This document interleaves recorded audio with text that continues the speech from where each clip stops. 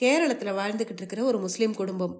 அண்ணன் தம்பிகள் அக்கா தங்கச்சிகள்னு நிறைய பேரை கொண்ட ஒரு குடும்பம். அது வேற யாருடைய குடும்பமும் இல்ல, இந்த கதையை எழுதின திரு வைக்க முகமது பஷீர் அவர்களுடைய குடும்பம்தான். அந்த குடும்பத்துல பிறந்த மூத்த பையனான அவர் தன்னுடைய கிராமத்து வீட்டை பற்றியும் அதுல தன்னோட வாழ்ந்த தன்னுடைய தாயார், சகோதரர், சகோதரி அவங்கள பத்தியும் அவரோட சகோதரி ஃபாத்துமா வளர்த்துக்கிட்டு இருந்த ஆட்டை பத்தியும் தான் இந்த கதையில சுவாரஸ்யமா சொல்லியிருக்காரு. இந்த கதையை பத்தி சொல்லும் போது அவர் இது ஒரு நகைச்சுவை கதைன்னு குறிப்பிடுறாரு. தன்னுடைய வீட்டுல நடந்த சம்பவங்களையே சுவாரஸ்யமா கோர்த்து அதுக்கு பாத்துமாவுடைய ஆடு அப்படின்னு பேரும் கொடுத்திருக்காரு. அந்த கதையத்தான் இப்ப நீங்க கேட்க போறீங்க.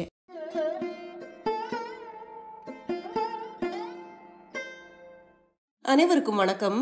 நீங்கள் கேட்டுக்கொண்டிருப்பது கதை ரேடியோ தமிழ்.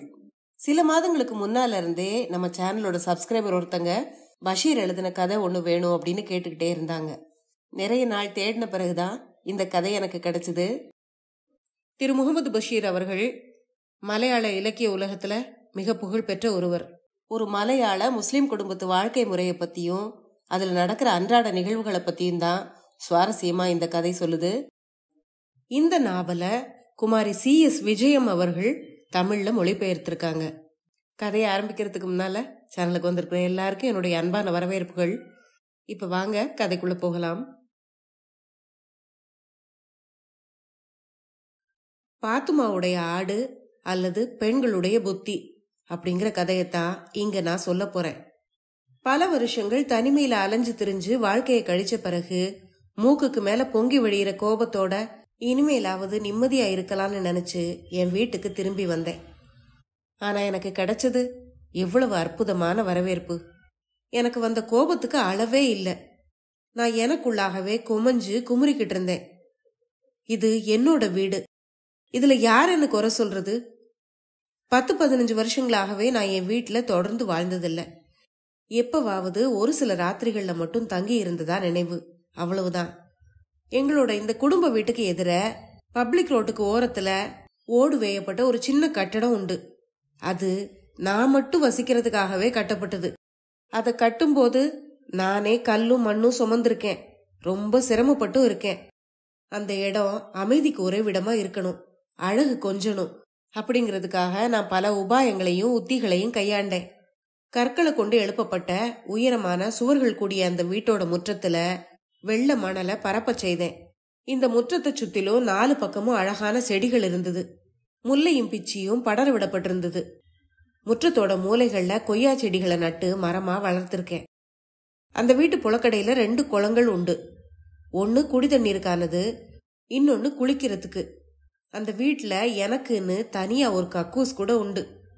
புழக்கடையில இருந்த தோப்புல நிறைய தென்னை மரங்களும் வாழை மரங்களும் இருந்தது. இது தவிர பல வகை மரங்களை நானே நட்டு வளர்த்திருக்கேன். நல்ல மாமரங்கள் கூட உண்டு. எங்க வீட்டையும் தோப்பையும் சுத்தி 6 அடி உயரத்துல தென்னை ஓலைகளும் முட்களும் கொண்டு முடையப்பட்ட வேலி இருந்தது. கட்டிடத்துக்கு முன்னால ஒரு கேட் இருந்தது. அது எப்பவுமே பூட்டி வைக்கப்பட்டிருக்கும். சாலையில போறவங்களும் வர்றவங்களும் அழகழகான செடி கொடிகளையும் பூக்களையும் இந்த கேட் வழியா பாத்துட்டு போவாங்க. எனக்காகவே கட்டப்பட்ட அந்த சின்ன வீட்டுல நான் தனியா தான் வசிச்சுக்கிட்டு இருந்தேன். எனக்கு தேவையான சாயா, பலகாரங்கள், சாப்பாடு இதையெல்லாம் என் உம்மா கேட்டோட மேற்புறம் வழியா உள்ள நீட்டுவா. இப்படியா இந்த வீட்டுக்குள்ள நான் யாரையுமே அனுமதிச்சது கிடையாது. தனிமையில உட்கார்ந்து எழுதிக்கிட்டே இருப்பேன், இல்லைன்னா எதையாவது படிச்சுக்கிட்டு இருப்பேன். அதுவும் இல்லைன்னா செடிகளையும் மரங்களையும் பராமரிச்சுக்கிட்டு தோட்டத்துல சுத்தி வருவேன். இப்படி இருக்கும்போது ஒரு நாள் வெளியூர்களெல்லாம் சுத்தி பார்த்துட்டு வரணும் அப்படிங்கிற எண்ணத்தோட நான் ஊரை விட்டு புறப்பட்டேன். வர்க்கலைக்கு பக்கத்துல இருந்த சிவகிரி, சென்னை, எர்ணாகுளம், கோயமுத்தூர் ஆகிய இடங்கள்ல 3 வருஷங்களை கழிச்ச பிறகு உடல்ல ஏற்பட்ட அசௌகரியம் காரணமா நான் ஊருக்கு திரும்பி வந்தேன். அப்படி வந்தப்போ நிலைமை எப்படி இருக்கு தெரியுமா? நான் மட்டுமே நிம்மதியா வாழ்ந்துகிட்டு இருந்த என்னோட சின்ன வீட்டை எனக்கு நேர அடுத்து பிறந்த தம்பியான அப்துல் காதர் வாடகைக்கு விட்டுருந்தான். அந்த வீட்டுல எக்ஸைஸ் இன்ஸ்பெக்டர் ஸ்ரீமான் ராமன்குட்டி தன்னோட சமையல்காரனோட வாழ்ந்துகிட்டு இருந்தாரு. அவருக்கு அந்த வீடு ரொம்ப பிடிச்சு போயிருந்தது. இருந்தாலும் அவர் வேற வீடு பார்த்து போயிருப்பார்தான். ஆனா அந்த கிராமத்துல வேற வீடு கிடைக்கிறது குதிரை கொம்பா இருந்தது. பாவம், அவர் தான் என்ன செய்வாரு? அதனால அந்த வீட்டை அவர்கிட்டயே விட்டுட்டு நான் என் புராதன வீட்டுல வசிக்க ஆரம்பிச்சேன். அந்த சமயத்துல எனக்கு பூரண ஓய்வு தேவையா இருந்தது. நான் இழந்த ஆரோக்கியத்தை திரும்ப பெறணும்னு நினைச்சேன். மனத்துக்கு சஞ்சலம் கொடுக்கக்கூடிய தொந்தரவுகளோ ஓசைகளோ இருக்கக்கூடாதுன்னு நான் நினைச்சேன். ஆனா தொல்லைகளுக்கும் கூச்சல்களுக்கும் இடையே தான் நான் வசிக்க வேண்டிய நிர்பந்தம் ஏற்பட்டது. ஓலையால வேயப்பட்ட ஒரு சின்னஞ்சிறிய கட்டடம் தான் எங்களுடைய வீடு. அதுல யார் யார் வாழ்ந்துகிட்டு இருந்தாங்க தெரியுமா? என்னோட உம்மா, என்னோட நேரெடுத்த தம்பியான அப்துல் காதர், அவனோட சம்சாரம் குஞ்ஞானும்மா, அந்த தம்பதிகளோட குழந்தைகளான பாத்துக்குட்டி, ஆரிஃபா, சுபைதா. அப்துல் காதருக்கு நேரெடுத்த தம்பியான முகமது ஹனீஃபா, அவனோட மனைவி ஐசோம்மா, இவங்களோட குழந்தைகள் ஹபீபு முகமது, லைலா, முகமது ரஷீது, ஹனீஃபாவுக்கு அடுத்த தங்கை ஆனும்மா, அவளோட கணவன் சுலைமான், இந்த தம்பதிகளோட ஒரே செல்ல குழந்தையான சைது முகமது. இவங்களுக்கு பிறகு எல்லாருக்கும் கடைசி தம்பியான அபூபக்கர். இவங்க எல்லாரும் தான் அந்த வீட்டில் வாழ்ந்துட்டு இருந்தாங்க. இவங்க தான் என் வீட்டு மனுஷங்க. இவங்கள தவிர என் உமாவுக்கு பிடிச்ச சில பூனைகளும் அந்த வீட்டில் வாழ்ந்துகிட்டு இருந்தது. இந்த பூனைகளுக்கு பயந்து மாடி மேல சதா எலிகள் எங்கேயும் அங்கேயுமா ஓடிக்கிட்டு இருக்கும். இது தவிர என் உமாவுக்கு சொந்தமான 10-100 கோழிகள். அந்த கோழிகள்லாம் வீட்டுக்குள்ள குறுக்கு நெடுக்குமா ஓடிக்கிட்டே இருக்கும். இந்த கோழிகளுக்கு ஏகப்பட்ட குஞ்சுகள் வேற. இந்த குஞ்சுகளை லபக்குன்னு கொத்தி கவிக்கிட்டு போய் தின்னு தீக்கிறதுக்காகவே கழுகுகளும் பருந்துகளும் மரங்கள்ல வாழ்ந்துகிட்டு இருந்தது. ஆக எங்க வீட்டுல எப்பவும் ஒரே கோலாகலம்தான். சின்ன குழந்தைகள் நிறைய பேர் இருக்கிறதால அழுகையும் கூச்சலும் ஆர்ப்பாட்டமா இருக்கும் அந்த வீடு. இந்த அமர்க்களத்துக்கு மத்தியில எனக்கு முன்னால நின்னுகிட்டு இருக்கு ஒரு ஆடு. அது ஒரு பெண் ஆடுதான். தவிட்டு நிறம், நல்ல சுறுசுறுப்போட இருக்கு. அந்த ஆடு அதிகாலையில அடுப்பங்கரைக்குள்ள போய் காலை சிற்றுண்டியா எதையாவது சாப்பிடும். பிறகு அறைகளுக்குள்ள நுழைஞ்சு தூங்கிக்கிட்டு இருக்க குழந்தைகளை மிதிச்சு எழுப்பி விட்டுட்டு முற்றத்துக்கு ஓடி போகும். அங்க ராத்திரி விழுந்து கிடக்கிற பலா இலைகளை அவசர அவசரமா தின்ன ஆரம்பிக்கும். பலா இலைகளை தின்னு முடிச்சுட்டு பக்கத்துல இருக்க சாம்ப மரத்துக்கு அடியில போய் நிக்கும். அங்க விழுந்து கிடக்கிற சாம்ப காய்களை எல்லாம் தின்னும். பிறகு கழுத்தை உயர்த்தி மரத்தை உத்து பார்க்கும். அண்ணாந்து பார்த்தபடி அந்த ஆடு நின்னுகிட்டு இருக்கும்போது பழுத்த பலா இலை ஒண்ணு பொத்துன்னு விழும். ஆடு உடனே முற்றத்துக்கு ஓடி போய் அதை நக்கி எடுத்து சுவாரஸ்யமா கடிச்சு சாப்பிடும். அதுக்குள்ள உம்மா அல்லது வேற யாராவது முற்றத்தை பெருக்கிறதுக்காக தொடப்பமும் கையுமா வருவாங்க. உடனே ஆடு வீட்டுக்குள்ள தாவி இங்கும் அங்குமா ஓடி அலையும். இது யாரோட ஆடு? இதுக்கு இவ்வளவு சுதந்திரம் கொடுத்தது யாரு? அது எங்கெல்லாம் சுத்துது, என்னெல்லாம் பண்ணுது? அப்படி இருந்தும் அந்த ஆட்டை யாரும் எதுவும் சொல்றது இல்லையே. இது ஒரு கேள்வி முறை இல்லாத வீடு அப்படின்னு நினைச்சுக்கிட்டே நான் ஈசி சேர்ல சாஞ்சபடி காற்றாட வெளியே உட்கார்ந்திருந்தேன். அப்போ அறைக்குள்ள யாரோ காகிதத்தை எடுத்து கிழிக்கிற சத்தம் கேட்டுது. ஜன்னல் வழியா நான் எட்டி உள்ள பார்த்தேன். அந்த ஆடு என் படுக்க மேல ஏறி நின்னு ஒரு புத்தகத்தை தின்னுகிட்டு இருந்தது. என் பெட்டிக்கு மேல பாலியகால சகி, சப்தங்கள் ஆகிய 2 புத்தகங்களோட பிரதிகள் வைக்கப்பட்டிருந்தது. இப்போ அது பாலியகால சகியைத்தான் தின்னுகிட்டு இருந்தது. முழுசுமா பாலியகால சகியை தின்னு முடிச்சுட்டு சப்தங்கள்ல கைவரிசை காட்ட ஆரம்பிச்சது அந்த ஆடு. புத்தகங்களை தின்னு முடிச்ச கையோட என்னுடைய போர்வையையும் பதம் பார்க்க ஆரம்பிச்சது அந்த ஆடு. உடனே நான் குதிச்சு எழுந்து போய், தாயே, அந்த போர்வையை மட்டும் தின்றாத, அதோட விலை 50 ரூபாய். என்கிட்ட இன்னும் நிறைய புத்தகங்கள் இருக்கு, அதை வேணும்னாலும் தின்னுக்கோ அப்படின்னு சொல்லிட்டு அந்த ஆட்டை துரத்தி வெளியே அனுப்புனேன். வெளியே ஓடி போன ஆடு அங்க கீழே கிடந்த இலைகளை தின்ன ஆரம்பிச்சது. நான் உம்மாவை கூப்பிட்டு கேட்டேன், உம்மா, இந்த ஆடு யாரோடது? இது நம்ம பாத்துமாவோட ஆடு அப்படின்னு உம்மா பதில் சொன்னா. ஓஹோ, அதனாலதான் அதுக்கு இவ்வளவு சுதந்திரமா? எனக்கு இப்பதான் விஷயம் முழுசா விளங்குது. பலன்னு வெள்ளி முளைக்கிறதுக்கு முன்னாலேயே பாத்துமா அதை அவிழ்த்து விட்டுருவா. அவங்க இன்னும் கொஞ்ச நேரத்துல முற்றத்தை பெருக்கி பலா இலைகளெல்லாம் வெளியே கொட்டிடுவாங்க. அதுக்கு முன்னால நீ அங்க போய் உன் வயிற்ற ரொப்பிக்கடா என் கண்ணு அப்படின்னு அவ ஆட்டுக்கிட்ட சொல்லுவா. உடனே அந்த ஆடு நேரா சாலை வழியா வீட்டுக்கு வரும். பிறகு தன் கைவரிசைகளை காட்ட துவங்கும். அந்த ஆட்டோட சொந்தக்காரியான பாத்துமா என்னோட தங்கை தான். அப்துல் காதருக்கு அடுத்து பிறந்தவ. இங்க இருந்து 1.5 ஃபர்லாங் தொலைவுல மார்க்கெட்டுக்கு பின்னாலதான் அவளோட வீடு இருந்தது. காலையிலேயே தன்னோட கணவன் கொச்சுண்ணிக்கு நாஸ்தாவும் சாயாவும் பண்ணி கொடுத்து அவனை வேலைக்கு அனுப்பி வைப்பா பாத்துமா. கொச்சுண்ணி சார் பல்வேறு வியாபாரங்களையும் புகுந்து பார்த்தவரு. இப்போ கைத்து தொழில இறங்கி இருக்காரு. காலையில போறவரு அந்தி சாயிர நேரத்துல தான் வீட்டுக்கு திரும்புவாரு. கொச்சுண்ணி புறப்பட்டு போன பிறகு பாத்திரங்களை எல்லாம் தேய்ச்சு அழகா கவிழ்த்து வச்சுட்டு தன்னோட பொண்ணு கதீஜாவையும் கூட்டிக்கிட்டு பாத்துமா நேரா இங்கதான் வருவா. படா ஸ்டைலா வருவா. வரும்போது அவளுக்கு பின்னால வாலு மாதிரி கதிஜாவும் வருவா. எங்க வீட்டுக்கு வந்து சேர்ந்த உடனே அவளோட நடை உடை பாவனை எல்லாமே மாறிடும். குரல் கொஞ்சம் உயரும். அதுக்கு காரணம் இல்லாம இல்ல, அவ எங்க உமாவோட மூத்த பொண்ணு இல்லையா, அதனால அவளுக்கு கொஞ்சம் கூடுதல் செல்வாக்கு இருக்கத்தான் செய்யும். பாத்துமா வீட்டுக்குள்ள நுழைஞ்சதும் நான் என்னோட காதுகளை கூர்மையாக்கிக்கிட்டேன்.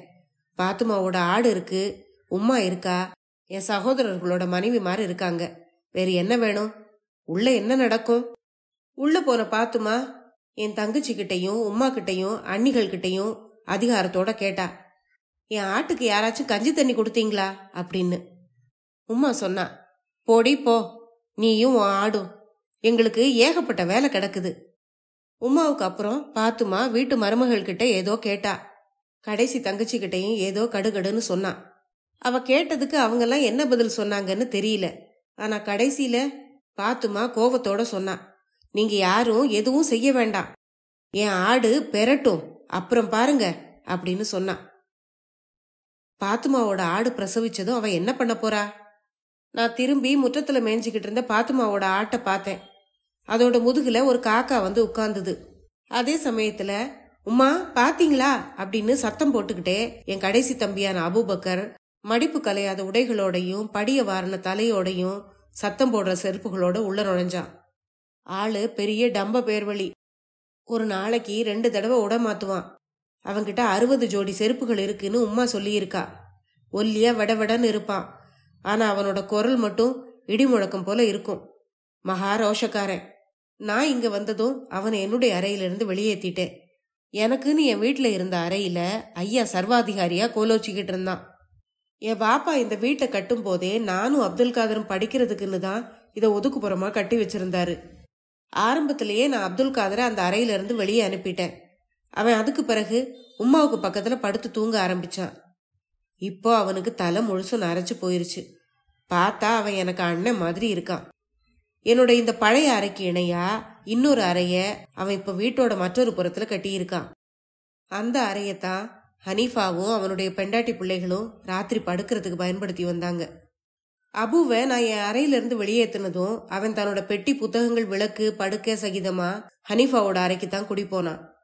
அபுவோட குரல் கேட்டதோ இல்லையோ அங்கிருந்த பூனைகள் எல்லாம் ஓட்டம் பிடிச்சது, காகங்கள் எல்லாம் பறந்தது. பாத்துமாவோடைய ஆடு உட்புறம் பெண்களுக்கு பக்கத்துல ஓடிச்சு. அழுதுகிட்டு இருந்த குழந்தைகள் கூட அழுகையை நிறுத்திச்சு. அது வரைக்கும் வம்பு பேசிக்கிட்டு இருந்த பெண்களோட குரலும் ஓஞ்சுது. வீடே நிசப்தமாயிட்ட மாதிரி இருந்தது. அப்போ அபுவோட குரல் ரொம்ப உயர்ந்து ஒலிச்சுது. பெரிய காக்கா, இதையெல்லாம் ஏன் அனுமதிக்கிறீங்க? பூனை, குழந்தைங்க, கோழி, காக்கா, ஆடு, ஆட்டுக்கு தீனி போட்டு ஊட்டி வளர்க்க நல்ல இடம் பார்த்தாங்க. எல்லாத்துக்கும் நான் ஒரு முடிவு கட்டுறேன் பாருங்க. உம்மா, அந்த தடிக்கம்பையும் என் உண்டி வில்லையும் இங்க எடுத்துட்டு வாங்க அப்படின்னு கத்துனா அபு. அபு பேசுனதை கேட்டதும் பாத்துமா துயரத்தோட சொல்றது கேட்டது. கதிஜா, நம்ம ஆட்டை கூப்பிடு, நமக்கு இந்த வீட்டுல உரிமை எதுவும் இல்லைன்னு நல்லா புரிஞ்சு போச்சு, வா போகலாமா. உம்மா, நாங்க போறோம் அப்படின்னு சொன்னா. அபு கத்துனா, எனக்கும் இந்த வீட்டுல ஏதாச்சும் உரிமை இருக்கா இல்லையாங்கிறத நானும் பாத்துடுறேன். ஹனீஃபாவையும் அவன் பொண்டாட்டி பிள்ளைங்களையும் அந்த அறையில இருந்து வெளியேற்றுறதுதான் இன்னைக்கு என்னோட வேலை அப்படின்னு கத்துனான். அவன் சொன்னதை கேட்டு நானும் சத்தம் போட்டேன். அடே முந்திரி கொட்டை, இந்த வீட்டுல இனிமே உன் சத்தம் கேட்கவே கூடாது. கேட்டுது அவ்வளவுதான், உன் எலும்புகளை எல்லாம் நொறுக்கி போட்டுருவேன். பாக்கிறதுக்கு நோஞ்சா மாதிரி இருந்துகிட்டு கூச்சல் போடுறத பாரு. அடே அபு, வெளியே போக சொன்னா ஹனீஃபாவும் குடும்பமும் எங்கடா போயிருப்பாங்க அப்படின்னு கேட்டேன். அபு மெல்ல சொன்னான், ஹனீஃபா காக்கா தன்னோட எஸ்டேட்ல ஒரு வீட்டை கட்டிக்கிட்டு போய் இருக்கட்டுமே அப்படின்னு சொன்னான். அபு சொன்னது சரிதான். அப்படி ஒரு பேச்சும் அடிபட்டுக்கிட்டு தான் இருக்கு. வீடு கட்டுற விஷயமா ஹனீஃபா என்கிட்ட கூட சொல்லி இருக்கான். இங்க இருந்து 2 மைல் தொலைவுல மலையோட அடிவாரத்துல ரோட்டுக்கு பக்கத்துல ஒரு 80 சென்ட் நிலம் அவன் வாங்கி போட்டிருக்கான். அதுல இப்போ நேந்திர வாழையும் மாமரங்களும் கொண்ட தோட்டம் ஒண்ணு போட்டிருக்கான். அங்க ஒரு வீடு கட்டணுங்கிறது அவனோட எண்ணம். அதுக்கு தேவையான உபகரணங்களையும் மற்ற உதவிகளையும் அவன் என்கிட்ட இருந்து எதிர்பார்க்கறான். தாங்கிட்ட சல்லி காசு கிடையாதுன்னு அவன் என்கிட்ட சொல்லியிருக்கான். நான் கத்திக்கிட்டு இருந்த அபு கிட்ட சொன்னேன், அடே அபு, ஹனீஃபா கிட்ட பணம் எதுவும் இல்லைன்னு தோணுது அப்படின்னு. அதை கேட்டதும் அபு மெல்ல சொன்னான், ஹனீஃபா அண்ணன் கிட்ட நிறைய பணம் இருக்கு, ஆனா அவர் பெரிய கஞ்சன் அப்படின்னு சொன்னான். போடா போ, உனக்கு வேற வேலை இல்லை அப்படின்னு சொல்லிட்டு நான் அங்கிருந்து நகர்ந்தேன். அபு அங்கிருந்து உண்டி வில்லும் கற்களுமா புறப்பட்டு போனான். அவனை பார்த்ததும், ஆடு இங்க வா, அவன் உன்னை ஒன்னும் செய்ய மாட்டான் அப்படின்னு ஆட்டை தன் பக்கத்துல கூப்பிட்டு வச்சுக்கிட்டா ஃபாத்துமா. ஆட்டுக்கிட்ட பேசினவ மெதுவா தம்பி அபு நின்னுகிட்டு இருந்த இடத்துக்கு போனா. அடே அபு, நீ அடங்கி ஒடுங்கி வாழ கத்துக்க, அது போதும். பெரியண்ண வந்திருக்கிறத பார்த்த இல்ல அப்படின்னு சொன்னான். உடனே அபு அங்கிருந்தே கத்துனான். பாத்தீங்களா பெரியண்ணா, என்ன அடே அபுன்னு பெரியக்கா கூப்பிடுறா. பெரியண்ண வந்திருக்கிற தைரியம்தான் அவளை அப்படி பேச சொல்லுது அப்படின்னு சொன்னான். அவனை விட ஃபாத்துமா எவ்வளவோ பெரியவ. ஆனாலும் அவனை அடே அபுன்னு கூப்பிட்டது அவனுக்கு அவமானமா போயிருச்சு. ஓஹோ அப்படியா, இனிமே நாங்க அபு சாஹிப்னு உங்களை கூப்பிடுறோம். பெரிய இவரு சரிதான் போடா துப்பு கெட்டவனே அப்படின்னு நான் சொன்னேன். அவன் போனதும் ஃபாத்துமா என் பக்கத்துல வந்தா. பிறகு சுற்றுமுற்றும் பார்த்தா. யாரும் இல்ல. அவ என்கிட்ட ரகசியமா சொன்னா, பெரிய காக்கா, யாருக்கும் தெரிய வேண்டாம். குறிப்பா ஆனுமாக்கு தெரிஞ்சதோ போச்சு, சண்டை தான் வரும். எனக்கு நீங்க பணமா எதுவும் தர வேண்டாம். கதீஜாவுக்கு 2 கம்மல் மட்டும் செஞ்சு கொடுத்தா போதும். ஹனிஃபாவுக்கும் இது தெரிய வேண்டாம், உம்மாக்கு கூட தெரிய வேண்டாம். என்ன சரியா அப்படின்னு கேட்டா. நான் மெல்ல கேட்டேன், கம்மல் வெள்ளியில வேணுமா இல்ல தங்கத்திலையா அப்படின்னு. தங்கத்துல செய்ததுதான் வேணும் அப்படின்னு அங்கே இங்கேயும் கண்ணை சுழல விட்டவாறே சொன்னா ஃபாத்துமா. ஆனா பெரிய காக்கா, இதை யாருக்கிட்டையும் சொல்லிட மாட்டீங்களே அப்படின்னு கேட்டா. சேச்சே, நான் யாருக்கிட்ட சொல்ல போறேன், நீ சொன்னது பரம ரகசியமா இருக்கும் அப்படின்னு நான் ஃபாத்துமா கிட்ட சொன்னேன். இந்த விதமா நான் ஃபாத்துமா கூட ஒரு ரகசிய ஏற்பாட்டை செய்துகிட்டேன். அந்த கம்மல் கொஞ்சம் சீக்கிரமாவே கிடைச்சா தேவல அப்படின்னு ஃபாத்துமா சொன்னா. பாப்போம் பாப்போம் அப்படின்னு சொன்னேனா. இந்த கம்மல் விஷயம் ஒரு அவசர பிரச்சனையா எழுந்ததுக்கு காரணம் இல்லாம இல்ல. நான் இங்க வந்த உடனே எர்ணாகுளத்துல இருந்து 3 சின்ன கொடைகளை வரவழைச்சிருந்தேன். அத அப்துல் காதரோட பொண்ணு ஃபாத்து குட்டிக்கும், ஹனிஃபாவுடைய மகன் அபிக்கும், ஆனுமாவோட மகனான சைது முகமதுக்கும் ஆளுக்கு 1ன்னு கொடுத்திருந்தேன். ஆனா ஃபாத்துமாவோட மக கதீஜாவுக்கு கொடை எதுவும் கொடுக்கல. ஃபாத்து குட்டியும் அபியும் சைது முகமதுவும் கதீஜாவும் அநேகமா ஒத்த வயசுடையவங்க தான். அதுல கதீஜாவுக்கு மட்டும் நான் கொடை கொடுக்கல. என்ன காரணம்? உண்மை என்னன்னா, நான் அந்த விஷயத்த அடியோட மறந்து போயிட்டேன். பரவாயில்ல, அவளுக்கு தான் இப்ப தங்கத்தால செய்த 2 கம்மல்கள் கிடைக்க போகுதே. ஃபாத்துமா உள்ள போய் வீட்டு வேலைகளை முனைஞ்சிருந்த சமயத்துல ஆனுமா என் பக்கத்துல வந்தா. அவ கர்ப்பமா இருந்தா. வந்தவ என்கிட்ட மெதுவா சொன்னா, பெரிய காக்கா, எனக்கு நீங்க இனிமே பணமா எதுவும் தர வேண்டாம், பாத்திரங்க மட்டும் வாங்கி தந்தா போதும். அதுக்கும் கூட இப்போ ஒன்னும் அவசரம் இல்ல, நாங்க புது வீட்டுக்கு குடி போனப்புறம் வாங்கி தந்தா போதும். இந்த விஷயத்த அக்கா கிட்ட மட்டும் சொல்லிராதீங்க அப்படின்னு சொன்னா. நானும் அவளுடைய நிபந்தனைக்கு உட்பட்டேன். ஆனுமா கிட்ட ஒரு கோப்பை சாயா கொண்டு வர சொல்லி குடிச்சிட்டு வீடிய புடிச்சுக்கிட்டே நிம்மதியா சாய்வு நாற்காலியில சாஞ்சு கிடந்தேன். அப்போ என் உம்மா என் பக்கத்துல வந்தா. கிழவிக்கு வயசு 67 77 இருக்கலாம். இன்னும் ஒரு பல்லு கூட விழல. விடிய காலையில 4 மணிக்கு எழுந்துருவா. பிறகு வாய்க்கால்கள்ல ஊற போட்டிருக்கிற தென்னை ஓலைகளை எடுத்துட்டு வந்து முடைவா.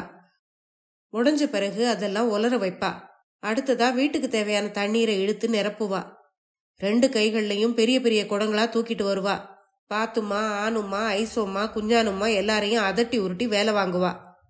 ராத்திரி 10 மணி வரைக்கும் ஓச்சல் ஒளிச்சல் இல்லாம வேலை இருந்துகிட்டே இருக்கும். பாத்துமா எல்லா ராத்திரிகள்லயும் இங்க தங்குறது கிடையாது.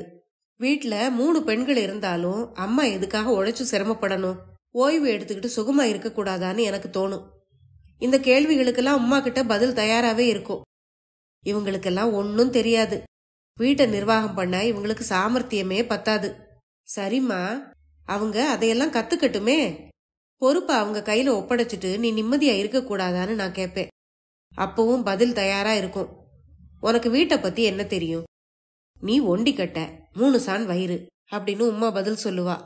கடைசியில எனக்கு கொஞ்சம் பணம் கூட அப்படின்னு கேப்பா.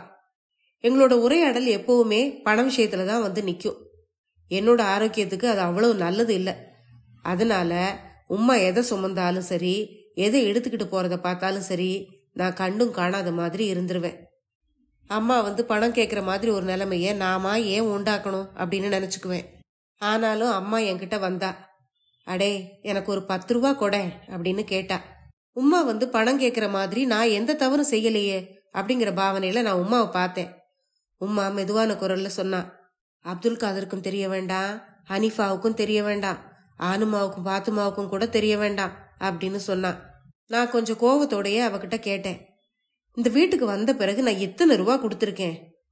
பகிரங்கமாகவும் ரகசியமாகவும் நீங்களே எவ்வளவு ரூபா வாங்கிட்டு போயிருக்கீங்க அப்படின்னு கேட்டேன். உம்மா ரகசியமா சொன்னா, நீ எதுவுமே தரலன்னு நான் சொல்லல, இப்ப எனக்கு ஒரு 10 ரூபா வேணும் அவ்வளவுதான் அப்படின்னு சொன்னா. ஆமா, இதுவரைக்கும் நான் கொடுத்த பணம் எல்லாம் எங்க போச்சு? ரொம்ப நாள் கூட ஆகலையே, கொஞ்ச நாள் முந்தித்தானே கொடுத்தேன் அந்த ரூபாயெல்லாம் அப்படின்னு சொன்னேன். உம்மா சுத்து முத்தும் பார்த்துட்டு மெதுவா சொன்னா, இந்தா மெல்ல பேசு, எல்லாத்தையும் அப்துல் காதர் வாங்கிட்டு போயிட்டான் அப்படின்னு சொன்னான்.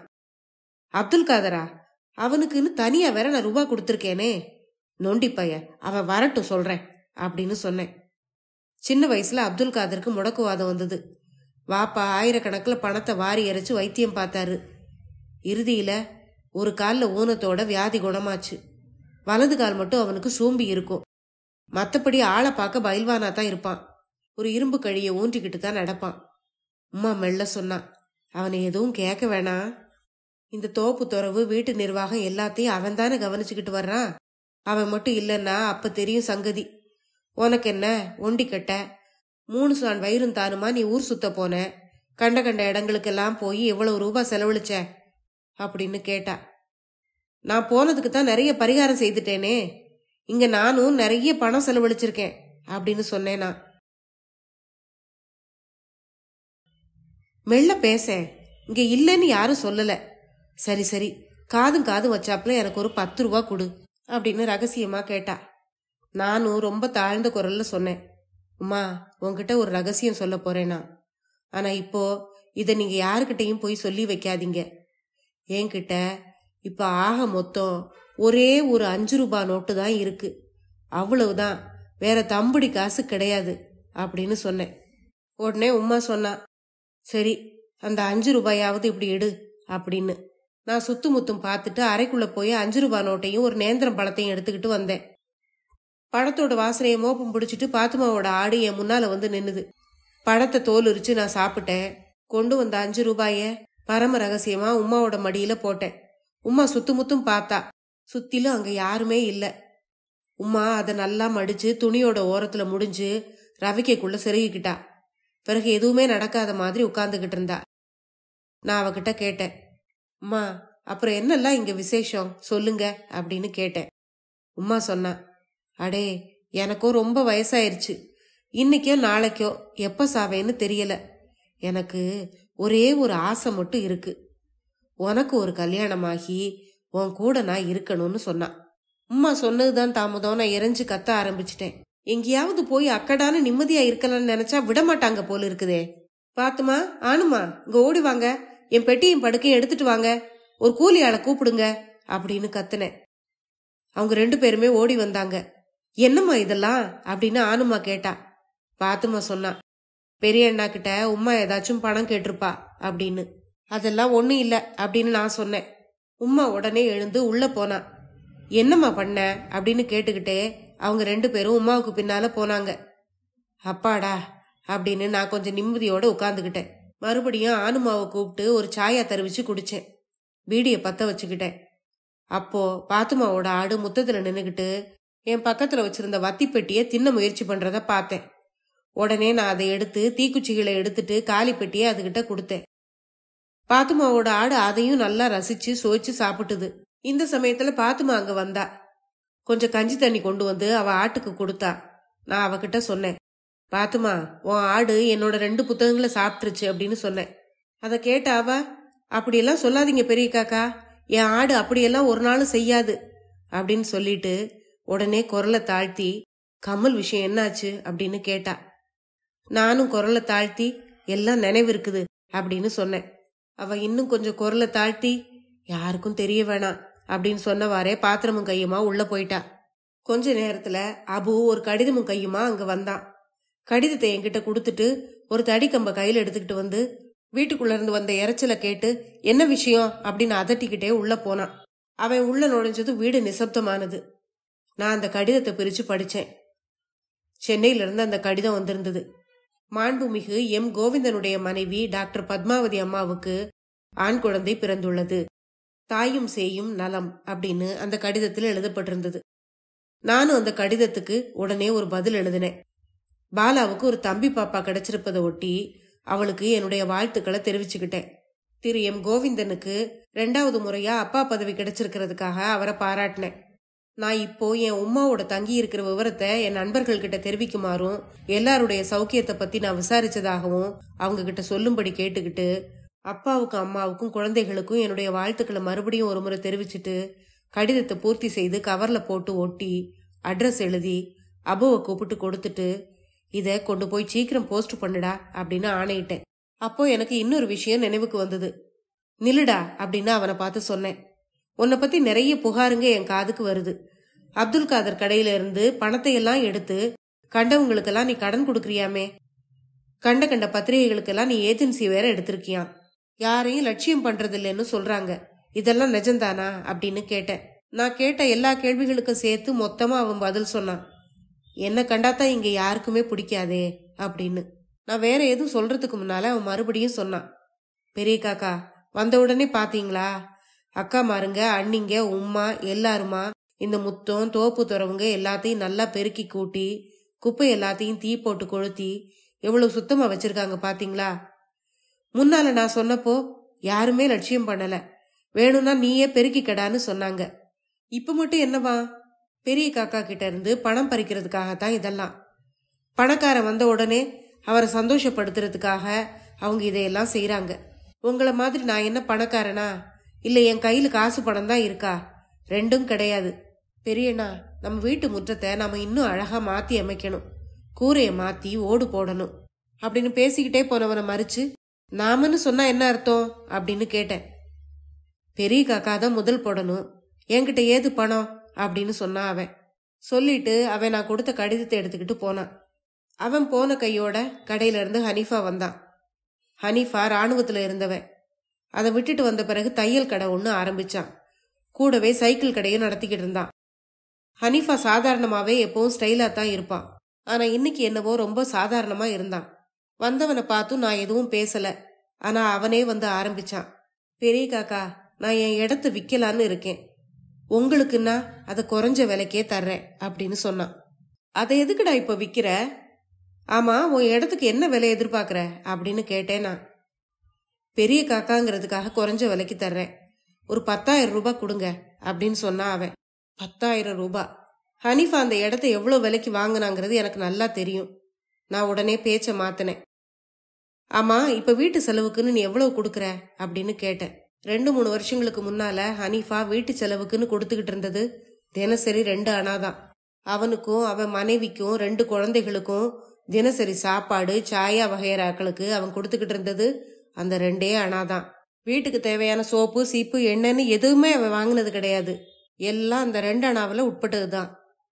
அப்துல் காதர் இதுக்காக அவனை திட்டுவான்.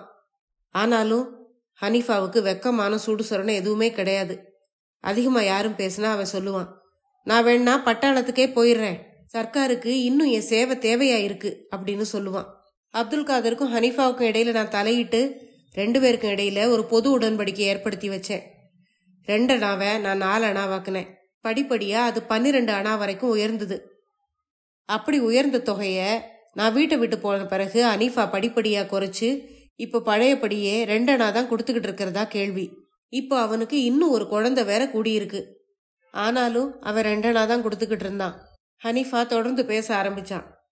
சின்ன காக்காவோட கொடுமையால நான் இங்க உயிர் வாழ்றதே சிரமமாயிருக்கு அப்படின்னு சொன்னான்.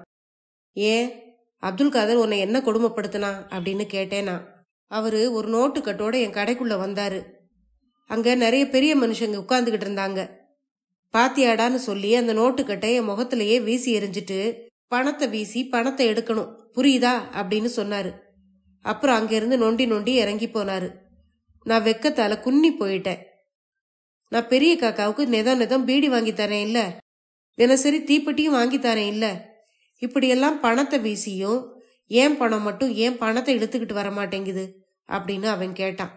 நீ சொல்றது நியாயம்தான், ஆனால் நான் கேட்ட கேள்விக்கு இது பதில் இல்லையே அப்படின்னு நான் சொன்னேன். இப்போ ரஷீது வேற அதிகப்படியா இருக்கானேடா, நீ வீட்டுக்கு ரேஷன் வாங்குறதுக்குன்னு எவ்வளவு கொடுக்கற அப்படின்னு கேட்டேன். அதுக்கு அவன் சொன்ன பதில், நான் வேணும்னா பட்டாளத்துக்கு போயிடுறேன், சர்க்காருக்கு என் சேவை தேவையா இருக்குது அப்படின்னு. அவன் கோபத்தோட உள்ள போய் சாப்பிட்டுட்டு தையல் கடைக்கு போனான். நான் சாப்பிட்டுக்கிட்டு இருந்தப்போ பாத்துமாவோட ஆடு வராந்தாவுக்கு வந்து என் கூட சாப்பிட உட்கார்ந்தது. நான் சத்தம் போட்டேன், பாத்துமா இங்க வந்து உன் ஆட்டை இழுத்துக்கிட்டு போ அப்படின்னு சொன்னேன். ஆட்டை ஒழுங்கா கைத்த கட்டி போடணும் அப்படின்னு சொன்னேன். அதை கேட்ட அவ, கட்டி போடுறது அதுக்கு பிடிக்காது பெரிய காக்கா அப்படின்னு சொன்னான். விளக்கு வைக்கிற நேரத்துல பாத்துமாவோட புருஷன் கொச்சுண்ணி வந்தான். சில சமயங்கள்ல அவன் இங்கேயே தங்குறதும் உண்டு. ராத்திரி இங்க தங்கலன்னா கொச்சுண்ணி குடும்பத்தோட தன்னுடைய வீட்டுக்கு போவான். தென்னை ஓலையில செய்யப்பட்ட ஒரு நெருப்பு பந்தத்தை ஏந்திக்கிட்டு கொச்சுண்ணி முன்னே போக, அந்த வெளிச்சத்துக்கு பின்னால பாத்துமா போவா. ஒரு வால் போல 10 வயசான கதீஜா பாத்துமாவுக்கு பின்னால போவா. அவளுக்கு பின்னால ஆடும் போகும். அத்தியாயம் 2. பாத்துமா வளர்க்குற ஆட்டோட குறும்புத்தனங்கள் காலையில இருந்தே தொடங்கிருச்சு. காலையில சுமார் 8 மணி இருக்கும். இடுப்புல ஒரு சின்ன துண்டோட தலையிலையும் உடம்பு முழுசும் எண்ணெயை தேய்ச்சிக்கிட்டு நான் உடல் பயிற்சி பண்ணிக்கிட்டு இருந்தேன். அப்போ முற்றத்துல குழந்தைகளோட கூச்சல் கேட்டுது. உள்ளாடத்தி பாரு உள்ளாடத்தி பாரு அப்படிங்கிற சத்தமும் கேட்டுது. கூடவே வாழைப்புடி வாழைப்புடி, கொம்பப்புடி கொம்பப்புடி அப்படின்னு கத்துறதும் கேட்டுது. விஷயம் என்னன்னு ஜன்னல் வழியா பார்த்தேன். நான் பெருசா சங்கதி எதுவும் இல்ல. அங்க நின்னுகிட்டு இருந்த பாத்துமாவுடைய ஆடு அபியோட அரை நிஜாரோட முன்பக்கம் முழுசையும் கடிச்சு தின்றுச்சு. மீதி இருந்ததையும் வாயால இறுக கடிச்சு இழுத்துக்கிட்டு இருந்தது. அபி ஆட்டோட கழுத்தை கட்டி பிடிச்சுக்கிட்டு இருந்தான். பாத்துக்குட்டி வாழை பிடிச்சு இழுத்துக்கிட்டு இருந்தா. செய்து முகமது கொம்ப பிடிச்சுக்கிட்டு நின்னான். ஆரிஃபா பயத்தோட கொஞ்சம் விலகி நின்னுகிட்டு இருந்தா. குழந்தைகள் ரஷீதும் சுபைதாவும் எதுலையுமே அக்கறை இல்லாம கட்ட வரல சப்பிக்கிட்டு முற்றத்துல உட்கார்ந்து இருந்தாங்க. லைலா ஆட்டோட வயிற்ற இறுக பிடிச்சுக்கிட்டு அதை திட்டிக்கிட்டு இருந்தா. உள்ளாடத்தி பாரு உள்ளாடத்தி பாரு அப்படின்னு சொன்னான். நான் இடுப்புல பெரிய துணியை சுத்திக்கிட்டு அறையில இருந்து வெளியே வந்து முற்றத்துல இறங்கினேன். நான் போய் ஆட்டோட காதை பிடிச்சுக்கிட்டு அபிய அந்த ஆட்டுக்கிட்ட இருந்து விடுவிச்சேன். அது அவனோட நிஜாரோட முன்பக்கத்தை மட்டும் இல்லாம ஒரு பாக்கெட்டையும் தின்னு முடிச்சிருந்தது. அந்த சின்ன பிள்ளைங்க கிட்ட விவரம் முழுசையும் கேட்ட பிறகுதான் தவறு பாத்துமாவுடைய ஆட்டோடது இல்லைன்னு தெளிவாச்சு. அந்த அரை நிஜார் பாக்கெட்ல வெள்ளையப்போ இருந்திருக்கு. அதுல இருந்து ஆட்டுக்கு கொஞ்சம் எடுத்து கொடுத்துட்டு பாக்கிய நிஜாரோட முன்பக்கத்துல சொருகிக்கிட்டு ஆட்டுக்கு முன்னால போய் நின்னு ஏ தின்னு தின்னு அப்படின்னு சொல்லியிருக்கான் அபி. அவ்வளவுதான். ஆடு அப்பத்தையும் நிஜாரோட முன்பக்கத்தையும் சேர்த்தே தின்றுச்சு. தன்னோட நிஜார குறிஞ்சு பார்த்துக்கிட்டே அபி சொன்னான், அப்பா அடிப்பாரு அப்படின்னு. அத நீ அப்பவே யோசிச்சு பார்த்திருக்கணும். உனக்கு அடி வேணும் அப்படின்னு சொன்னேன். நான் சொன்னதை கேட்டதும் அபி பயந்து போய் நின்னான். கொஞ்ச நேரம் கழிச்சு நான் அவன்கிட்ட சொன்னேன், பயப்படாதடா, வாப்பா கிட்ட இதை யாரும் சொல்ல மாட்டாங்க அப்படின்னு சொல்லிட்டு பாத்துக்குட்டி லைலா செய்து முகமது எல்லார்கிட்டையும் இந்த ரகசியத்தை காப்பாத்தும்படி சொன்னேன். இனிமே யாரையும் உள்ளடத்தி பாரு அப்படின்னு சொல்லக்கூடாது அப்படின்னு லைலாவுக்கு புத்திமதியும் சொன்னேன். உடற்பயிற்சிக்கு பிறகு ஆத்துக்கு குளிக்க போறதுக்கு தயாரானேன். கூட செய்து முகமதையும் பாத்துக்குட்டியையும் கூட்டிக்கிட்டு போனேன். அபியும் லைலாவும் கூட அவங்க கூட வந்தாங்க.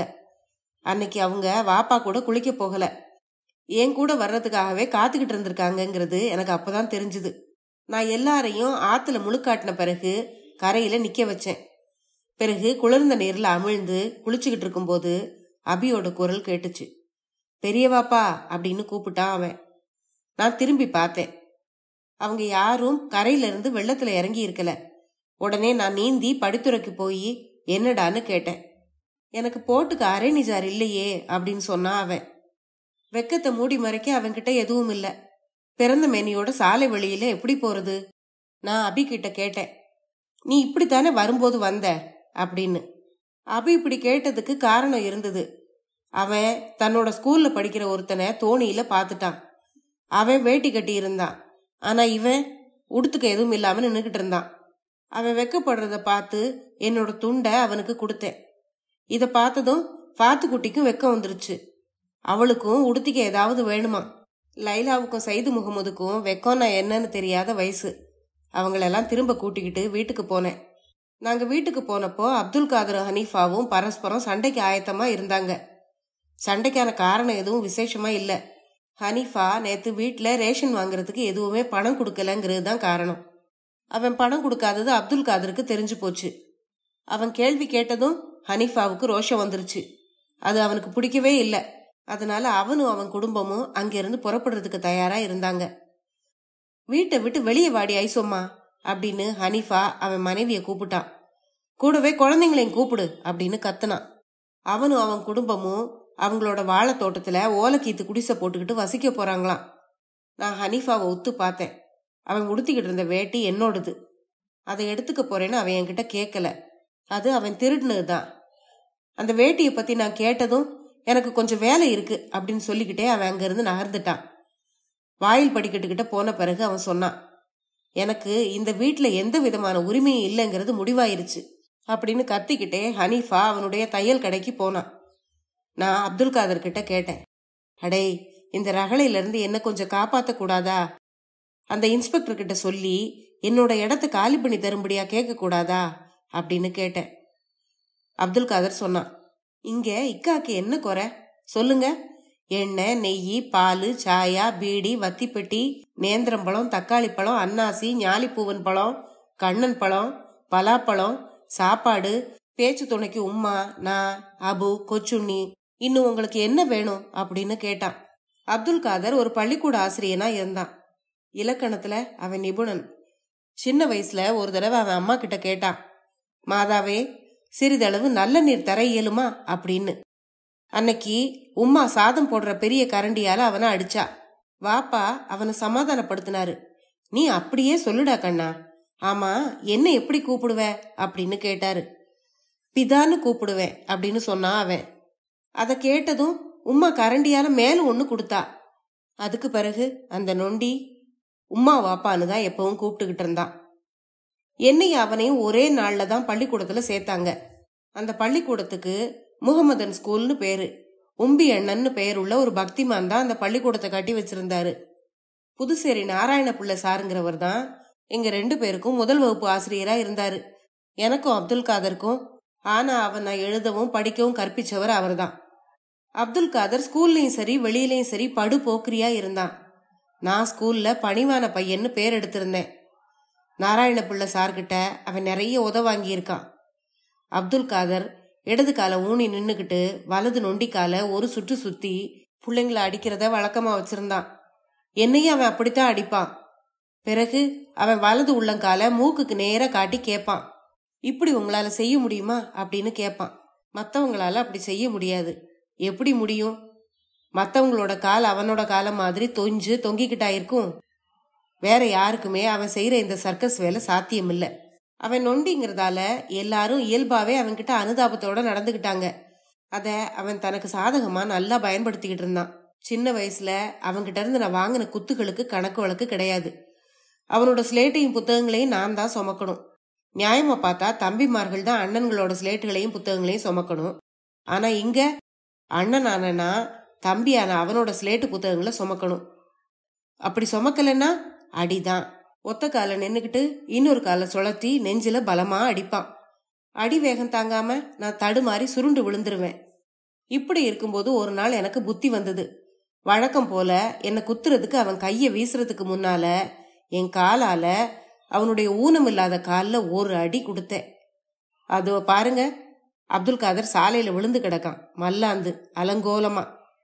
உடனே நான் அவன் நெஞ்சில ஏறி உட்கார்ந்துகிட்டு அவனை குத்துறதுக்காக கைய சுருட்டி மடக்கிக்கிட்டேன். அவன் அழுதுகிட்டே சொன்னான், என்ன குத்தாத, நான் காக்காவோட தம்பி இல்லையா அப்படின்னு கேட்டான். தம்பியா? தம்பி? இந்த அறிவு முன்னால எங்க போயிருந்துச்சு அப்படின்னு நான் கேட்டேன். இனிமே நீ அண்ணங்கிறத நான் எப்பவுமே நினைப்பு வச்சுக்கிறேன் அப்படின்னு சொன்னான் அவன். இப்படியா? அன்னையில இருந்து அப்துல் காதர் என் தம்பியா மாறினான். அவன்தான் இவன். அவன்தான் இந்த நொண்டி. பழைய நினைப்புகள்ல இருந்து மீண்டு நான் அவன்கிட்ட மறுபடியும் சொன்னேன், டேய், அந்த வீட்டை காலி செய்து கொடுக்கும்படியா அந்த இன்ஸ்பெக்டர் கிட்ட கொஞ்சம் போய் சொல்லக்கூடாதா? இந்த வீட்டுல இருக்கிற அமர்க்களத்துல அகப்பட்டுக்கிட்டு நான் எவ்வளவு சிரமப்பட்டுக்கிட்டு இருக்கேன் தெரியுமா?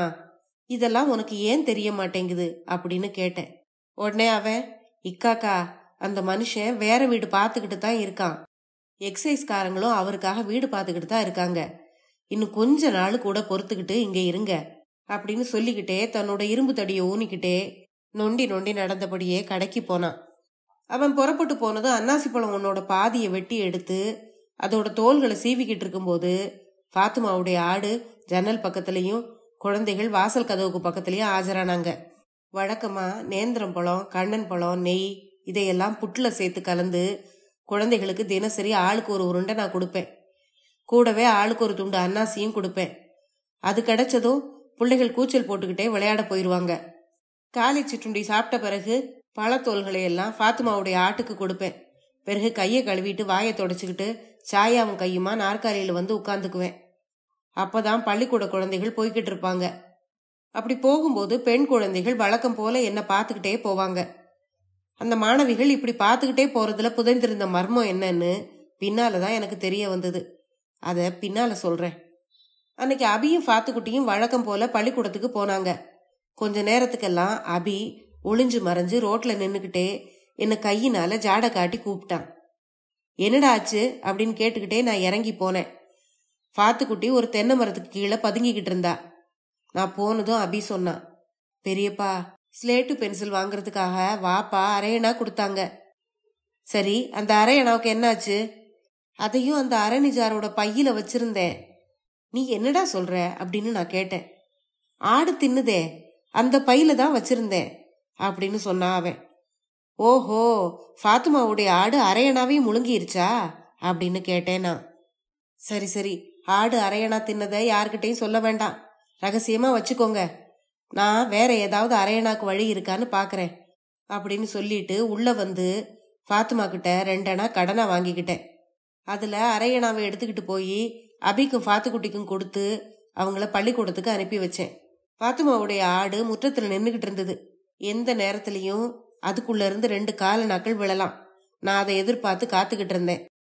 ஆனா வழக்கம் போல புழுக்கைகள் போட்டதே தவிர வட்டமா எதுவும் விளக்கானோம். அந்த காசு விழாம உள்ளேயே இருந்துருமோ அப்படின்னு நினைச்சுக்கிட்டே என்னோட கண்கள் ஆட்டோட பின்புறத்தையே கூர்ந்து கவனிச்சுக்கிட்டு இருந்தது.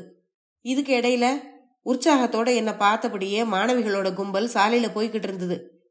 அவங்கள பார்த்ததும் எனக்கு ஒரே மகிழ்ச்சி. அவங்களுக்கெல்லாம் நான் யாருன்னு தெரியும்.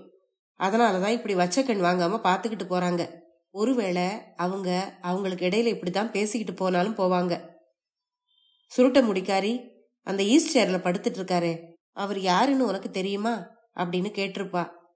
அதுக்கு அடுத்த பொண்ணு, பின்ன இது கூட தெரியாதா, இவர்தான் பிரபல எழுத்தாளர் வைக்கம் முகமது பஷீர் அப்படின்னு சொல்லியிருப்பா. அதை கேட்ட அடுத்த பொண்ணு, நான் என்னோட ஆட்டோகிராஃப் புத்தகத்துல அவரோட கையெழுத்த வாங்க போறேனாக்கும் அப்படின்னு சொல்லுவா. சரிடி, அதையும் தான் பார்க்கலாமே அப்படின்னு சொல்லியிருப்பா இன்னொரு பொண்ணு. இப்படித்தான் அவங்க பேசியிருப்பாங்கன்னு நான் கற்பனை பண்ணிக்கிட்டு இருந்தேன். ஆனா நான் நினைச்ச மாதிரியே அன்னைக்கு மதியம் சாப்பிட்டுட்டு ஸ்கூலுக்கு போகும்போது அந்த பெண்கள் என் வீட்டுக்கு வந்தாங்க. ஆட்டோகிராஃப் வாங்கத்தான் வர்றாங்கன்னு நினைச்சுக்கிட்டு என் பேனாவை போய் எடுக்கணும்னு நினைச்சேன். சரி வரட்டுமே, வந்து கொஞ்ச நேரம் காத்துட்டு தான் நிக்கட்டுமே அப்படின்னு எனக்கு தோணுச்சு. அந்த பெண்கள் மெதுவா வந்தாங்க. ஆனா அவங்க என்ன நோக்கி வரல. நேரா சாம்ப மரத்தடிக்கு போய் உமா கிட்ட ஏதோ பேசிட்டு எதையோ கொடுத்தாங்க. உமாவும் துணி முடிப்புல இருந்து கை நிறைய சாம்பங்காயை எடுத்து அவங்க கிட்ட கொடுத்தா. அவங்க அங்கேயே நின்னு ஒவ்வொன்னா கடிச்சுக்கிட்டு சாம்ப மரத்தை குதூகலத்தோட பார்த்தாங்க. அப்பதான் அந்த திடுக்கிட வைக்கிற விஷயம் வெட்ட வெளிச்சமா எனக்கு விளங்குச்சு. இந்த பெண்கள் தினசரி பார்த்துக்கிட்டே போறது என்ன இல்ல. அவங்க போனதும் நான் உமா கிட்ட கேட்டேன், அவங்க உங்ககிட்ட என்னம்மா தந்தாங்க அப்படின்னு. உமா சொன்னா, 1 அணா கொடுத்தாங்க. அப்போ அந்த பெண்களுக்கு சாம்பங்காய வித்தீங்களா அப்படின்னு கேட்டேன் நான். பின்ன வேற என்ன செய்த அப்படின்னு கேட்டா உமா. ஆமா, 1 அணாவுக்கு எத்தனை கொடுத்தீங்க அப்படின்னு கேட்டேன். 20 கொடுத்தேன் அப்படின்னு சொன்னா உமா. சாம்பங்காய் வாங்கிட்டு போன பெண்கள் என்னை திரும்பி கூட பார்க்காம அலட்சியப்படுத்தினது என்னை சிந்திக்க வச்சுது. உமா, இந்த சாம்ப மரத்தை நட்டு வளர்த்தது யாரு அப்படின்னு கேட்டேன். தளியாக்கல் வீட்டுல இருந்து ஒரு கொட்டையை எடுத்துக்கிட்டு வந்து நீ தான் இங்க நட்டு வச்ச, அது இப்போ வளர்ந்து மரம் ஆயிருச்சு அப்படின்னு உமா சொன்னா. அப்போ அந்த 1 அணா யாருக்கு அப்படின்னு உமா கிட்ட கேட்டேன். உமா பதில் பேசல, உடனே கொடுத்துட்டா. உடனே நான் போய் அந்த காசுக்கு பீடி வாங்கிக்கிட்டு ஆத்தோரத்துல போய் உட்கார்ந்தேன். என்னை திரும்பி பார்க்காம போன அந்த பெண்களை நினைச்சுக்கிட்டே புகைய சுருள் சுருளா ஊதி தள்ளுனேன். அவங்கள பழி வாங்கறதுக்கு ஒரு சரியான சந்தர்ப்பத்தை எதிர்பார்த்து காத்துக்கிட்டு இருந்தேன். அப்படி ஒரு சந்தர்ப்பமும் வந்தது. நான் எழுந்து போய் அதிகாரத்தோட அவங்க கிட்ட கேட்டேன், என்ன வேணும் அப்படின்னு. 1/2 அணாவுக்கு சாம்பங்கா வேணும் அப்படின்னு அந்த பெண்கள் சொன்னாங்க. முதல்ல காசை கொடு அப்படின்னு சொன்னேன். காசை வாங்கி இடுப்புல சொருகிக்கிட்டேன். பிறகு இருந்ததுலயே சின்னதா பொறுக்கி எடுத்து 10 காய்களை அவங்க கிட்ட கொடுத்தேன். என்ன இது எல்லாம் சின்னதா இருக்கே, அந்த பெரியம்மானா பெருசா கொடுப்பாங்களே அப்படின்னு ஒரு பொண்ணு சொன்னா. அந்த பெரியம்மாவுக்கு இந்த மரத்துல உரிமை எதுவும் கிடையாது, அதனாலதான் அவங்க அப்படி செஞ்சாங்க அப்படின்னு நான் சொன்னேன். அப்படியானா இன்னும் 1 கூட கொடுங்களேன் அப்படின்னு கேட்டா ஒரு பொண்ணு. இந்த மரத்தை கஷ்டப்பட்டு நட்டு வளர்த்த ஆளுக்கு அப்படி கூட கொடுக்கறதுல இஷ்டம் இல்லை அப்படின்னு நான் சொன்னேன். ஒரே ஒரு காய் கூட நான் அதிகப்படியா கொடுக்கல. ஐயா என்ன மனுஷன் அப்படின்னு சொன்னபடியே அந்த பேராசக்கார பெண்கள் திரும்பி போனாங்க. இப்படி நான் சாம்பங்காய் வித்து முடிச்சதும் உம்மா வந்து காசு கேட்டா. எதுக்கு? இந்த சாம்ப மரத்து மேல உனக்கு என்ன உரிமை இருக்கு? இது நான் வேர்வை சிந்தி உழைச்சதோட பலன். அந்த வேர்வை தொழில்கள் தான் இப்போ சாம்பங்காயா தொங்குது. எத்தனை வருஷங்களா நீங்க இதெல்லாம் வித்துக்கிட்டு வர்றீங்க, அந்த பணத்தை எல்லாம் எங்க அப்படின்னு உமா கிட்ட கேட்டேன். தோற்று போய் பதில் சொல்ல முடியாத நிலையில உமா நின்னுகிட்டு இருந்தா. ஆனா நான் அவளை விடல. போதும் போதாததுக்கு எடுத்ததுக்கெல்லாம் பணம் வேணும்னு வேற கேக்குறீங்க. எத்தனை ரூபாய் கொடுத்துருப்பேன். அதோ அந்த புளிய மரத்தை யாரு நட்டாங்க அப்படின்னு கேட்டேன். அதுல இருக்கிற காய்களையும் உமா பறிச்சு விக்கிறது உண்டு. அதுவும் நான் நட்டு வளர்த்தது தானே அப்படின்னு கேட்டேன். இங்க பாரு, அது நீ நட்டு வளர்த்தது இல்ல, உன் வாப்பா நட்டு வளர்த்தது. நானும் அதுக்கு தண்ணி இழுத்து கொட்டி இருக்கேன் அப்படின்னு சொன்னான். அப்படியானா அது மேல உரிமை எதுவும் நமக்கு கிடையாது அப்படின்னு நான் சொன்னேன். உம்மா கோபத்தோட எழுந்து உள்ள போயிட்டா. நான் ஆனுமாவை கூப்பிட்டு சாயா கொண்டு வரும்படி சொன்னேன். சாயாவை குடிச்சிட்டு பீடியை புகைச்சுக்கிட்டு உட்கார்ந்து இருக்கும் போது ஒரு 10-16 வயசு உள்ள பொண்ணு ஒருத்தி வந்தா. இவளும் சாம்பங்காய் வாங்குறதுக்கு தான் வர்றா அப்படின்னு நான் நினைச்சேன். இந்த கழுதைக்கும் இருக்கிறதுல சின்னதா பார்த்து பொறுக்கி கொடுக்கணும் அப்படின்னு நினைச்சுக்கிட்டேன். ஆனா அந்த பொண்ணு சாம்ப மரம் இருந்த திசையை பார்த்து போகவே இல்லை. நேரா நான் இருக்கிற இடத்துக்கு வந்து என்னை வணங்கிட்டு சொன்னான். எனக்கு சாரை நல்லா தெரியும், சாரோட எல்லா புத்தகங்களையும் நான் படிச்சிருக்கேன். நீங்க ஊருக்கு வந்திருக்கீங்கன்னு எங்க அப்பா சொன்னாரு, அதனாலதான் வந்தேன். என் ஆட்டோகிராஃப் புத்தகத்துல ஏதாவது எழுதி கையெழுத்து போட்டு தரணும் அப்படின்னு நீட்டினான். ஆஹா, என் மானத்தை காப்பாத்த வந்த சியாமல சுந்தரியே, உனக்கு மங்களம் உண்டாகட்டும் அப்படின்னு நினைச்சுக்கிட்டு உன் பேர் என்ன அப்படின்னு கேட்டேன். என் பேரு சுஹாசினி, 6th படிக்கிறேன் அப்படின்னு சொன்னான். ஆமா, நீ யாரோட பொண்ணு அப்படின்னு கேட்டேன். நான் கூலிக்கார மாதவனோட பொண்ணுங்க அப்படின்னு சொன்னான். நான் அறைக்குள்ள போய் பேனாவை எடுத்துட்டு வந்து அவளோட ஆட்டோகிராஃப் புத்தகத்துல சுஹாசினிக்கு சர்வ மங்களமும் ஏற்படட்டும் அப்படின்னு எழுதி கையெழுத்தையும் போட்டு கொடுத்தேன். பிறகு அவகிட்ட சாமங்காய் சாப்பிடுறியா அப்படின்னு கேட்டேன். நான் தின்னுருக்கேன் அப்படின்னு அவ சொன்னான். நான் உள்ள போய் ஒரு பெரிய காகிதத்தை எடுத்துட்டு வந்து சாம்ப மரத்து மேல ஏறி நல்லா முத்துன செவப்பா இருந்த 50 காய்களை பறிச்சு கட்டி அவகிட்ட கொடுத்தேன். சுஹாசினி, இந்த சாம்ப மரத்தை நானே தான் நட்டு வளர்த்தேன் தெரியுமா அப்படின்னு கேட்டேன். ஓ நிஜமாவா அப்படின்னு கேட்டா அந்த பொண்ணு. சத்தியமா அப்படின்னு சொன்னேன் நான். என்னை வணங்கிட்டு அவ புறப்பட்டு போனா. அன்னைக்கு ராத்திரி ஒரு புதிய சங்கதியை நான் கேள்விப்பட்டேன். ஃபாத்திமாவுடைய ஆடு உடனே பிரசவிக்க போகுதான். அது கர்ப்பமா இருக்குன்னு எனக்கு ஏன் தெரியாம போச்சு? சில சமயம் அதோட வயிறு பெருசா உப்பி இருக்கும், சில சமயம் ஒட்டி இருக்கும். கர்ப்பமா இருந்தா இப்படி இருக்குமா அப்படின்னு நான் உமாவை கேட்டேன். உமா சொன்னா, அதுக்கு இப்ப பேரு காலம் அப்படின்னு. இது உண்மைதானா அப்படின்னு எனக்கு சந்தேகம் வந்தது. அத்தியாயம் 3. ஃபாத்திமாவுடைய ஆடு உடனே பிரசவிக்க போகுது. நல்ல செய்திதான், பிரசவிக்கட்டும். எனக்கு சந்தோஷமா இருந்தது. ஆனுமா என்னுடைய அறைய பெருக்கி படுக்கையை தட்டி உதறி வெயில்ல போட்டுட்டு வந்ததும் நான் கேட்டேன். ஏமா, ஆட்டுக்கு எதனாச்சும் கொடுத்தியா அப்படின்னு. அதுக்கு கஞ்சி தண்ணி கொடுத்தாச்சு அப்படின்னு ஆனுமா சொன்னா. கஞ்சி தண்ணி மட்டும் கொடுத்தா போதாது, அதுக்கு புது புல்லு கொடுக்கணும். கொஞ்சம் புண்ணாக்கு வாங்கி தண்ணீர்ல கலந்து கொடுத்தா ரொம்ப நல்லது அப்படின்னு சொன்னேன். பிறகு கொஞ்சம் பழத்தோல்களையும் ஒரு பழத்தையும் எடுத்து ஆனுமா கிட்ட கொடுத்து ஆட்டுக்கு கொடுக்க சொன்னேன். என் கண்ணுக்கு எதிரிலேயே ஆனுமா அதையெல்லாம் ஆட்டுக்கு பிரியத்தோட ஊட்டுறதையும் பார்த்தேன். நான் அதை பார்த்து ரசிச்சுக்கிட்டு இருக்கும் போதே ஃபாத்திமா வந்தா. என்ன ஆச்சரியம், அவ கூட ஒரு ஆடும் வந்துகிட்டு இருந்தது, கதீஜாவும் வந்துகிட்டு இருந்தா. ஆனா ஃபாத்திமா கூட வர்ற ஆடு கர்ப்பமா இருந்தது. நான் ஆனுமா கிட்ட கேட்டேன், அப்போ இந்த ஆடு யாரோடது? ஆனுமா சொன்னா, என்னோடது, அக்கா எனக்கு கொடுத்தாங்க அப்படின்னு சொன்னா. அப்போ பக்கத்துல இருந்த உம்மா சொன்னா, ஃபாத்திமாவோட ஆட்டோட முதல் குட்டி தான் இது அப்படின்னு. அப்போ ஆனுமாவுக்கும் ஒரு ஆடு இருக்கு, இதே வீட்டுல எனக்கு பக்கத்திலேயே அதுவும் வாழ்ந்துகிட்டு இருக்கு. இருந்தும் எனக்கு அதை பத்தி தெரியல. 2 ஆடுகளுக்கும் இடையே உள்ள வேறுபாடு எனக்கு புரியல. ரெண்டுமே ஒரே மாதிரி தவிட்டு நிறம்தான். அதுக்கு பிறகுதான் நான் அந்த ஆடுகளை கூர்ந்து கவனிச்சேன். ஃபாத்துமாவுடைய ஆட்டோட கண்ணை சுத்திலும் கருமையா ஒரு நிறம் காணப்பட்டது. வந்த உடனே ஃபாத்துமாவுடைய ஆடு நேரா வீட்டுக்குள்ள ஓடுச்சு. நான் அவகிட்ட கேட்டேன், என்ன ஃபாத்துமா, நீயும் ஆடும் ஏன் இன்னைக்கு லேட்டு அப்படின்னு. ஃபாத்துமா அதுக்கான காரணத்தை விவரமா சொன்னா. கொச்சுண்ணி வாங்கி கொடுக்கற புல்லு போதுமானதா இல்ல, ஆடு கர்ப்பமா இருக்கு இல்ல, அதனால மைதானம் வயல் வரப்புக்கெல்லாம் போய் மத்தவங்க புல்ல புடுங்கிட்டு போறதுக்கு முன்னால அதை பிடுங்கி ஆட்டுக்கு கொடுத்துட்டு அவ வந்திருக்கா. ஃபாத்துமா உள்ள போனதும் அண்ணிமார் கூடவும் தங்கையோடையும் சண்டை பிடிக்க ஆரம்பிச்சா. அங்க ஃபாத்துமாவோட ஆட்டுக்கு வச்சிருந்த கஞ்சி தண்ணியோட அளவு ரொம்பவும் குறைவா இருந்ததுதான் காரணம். ஆணுமா அந்த கஞ்சி தண்ணியை எடுத்து தன்னோட ஆட்டுக்கு கொடுத்துருக்கா.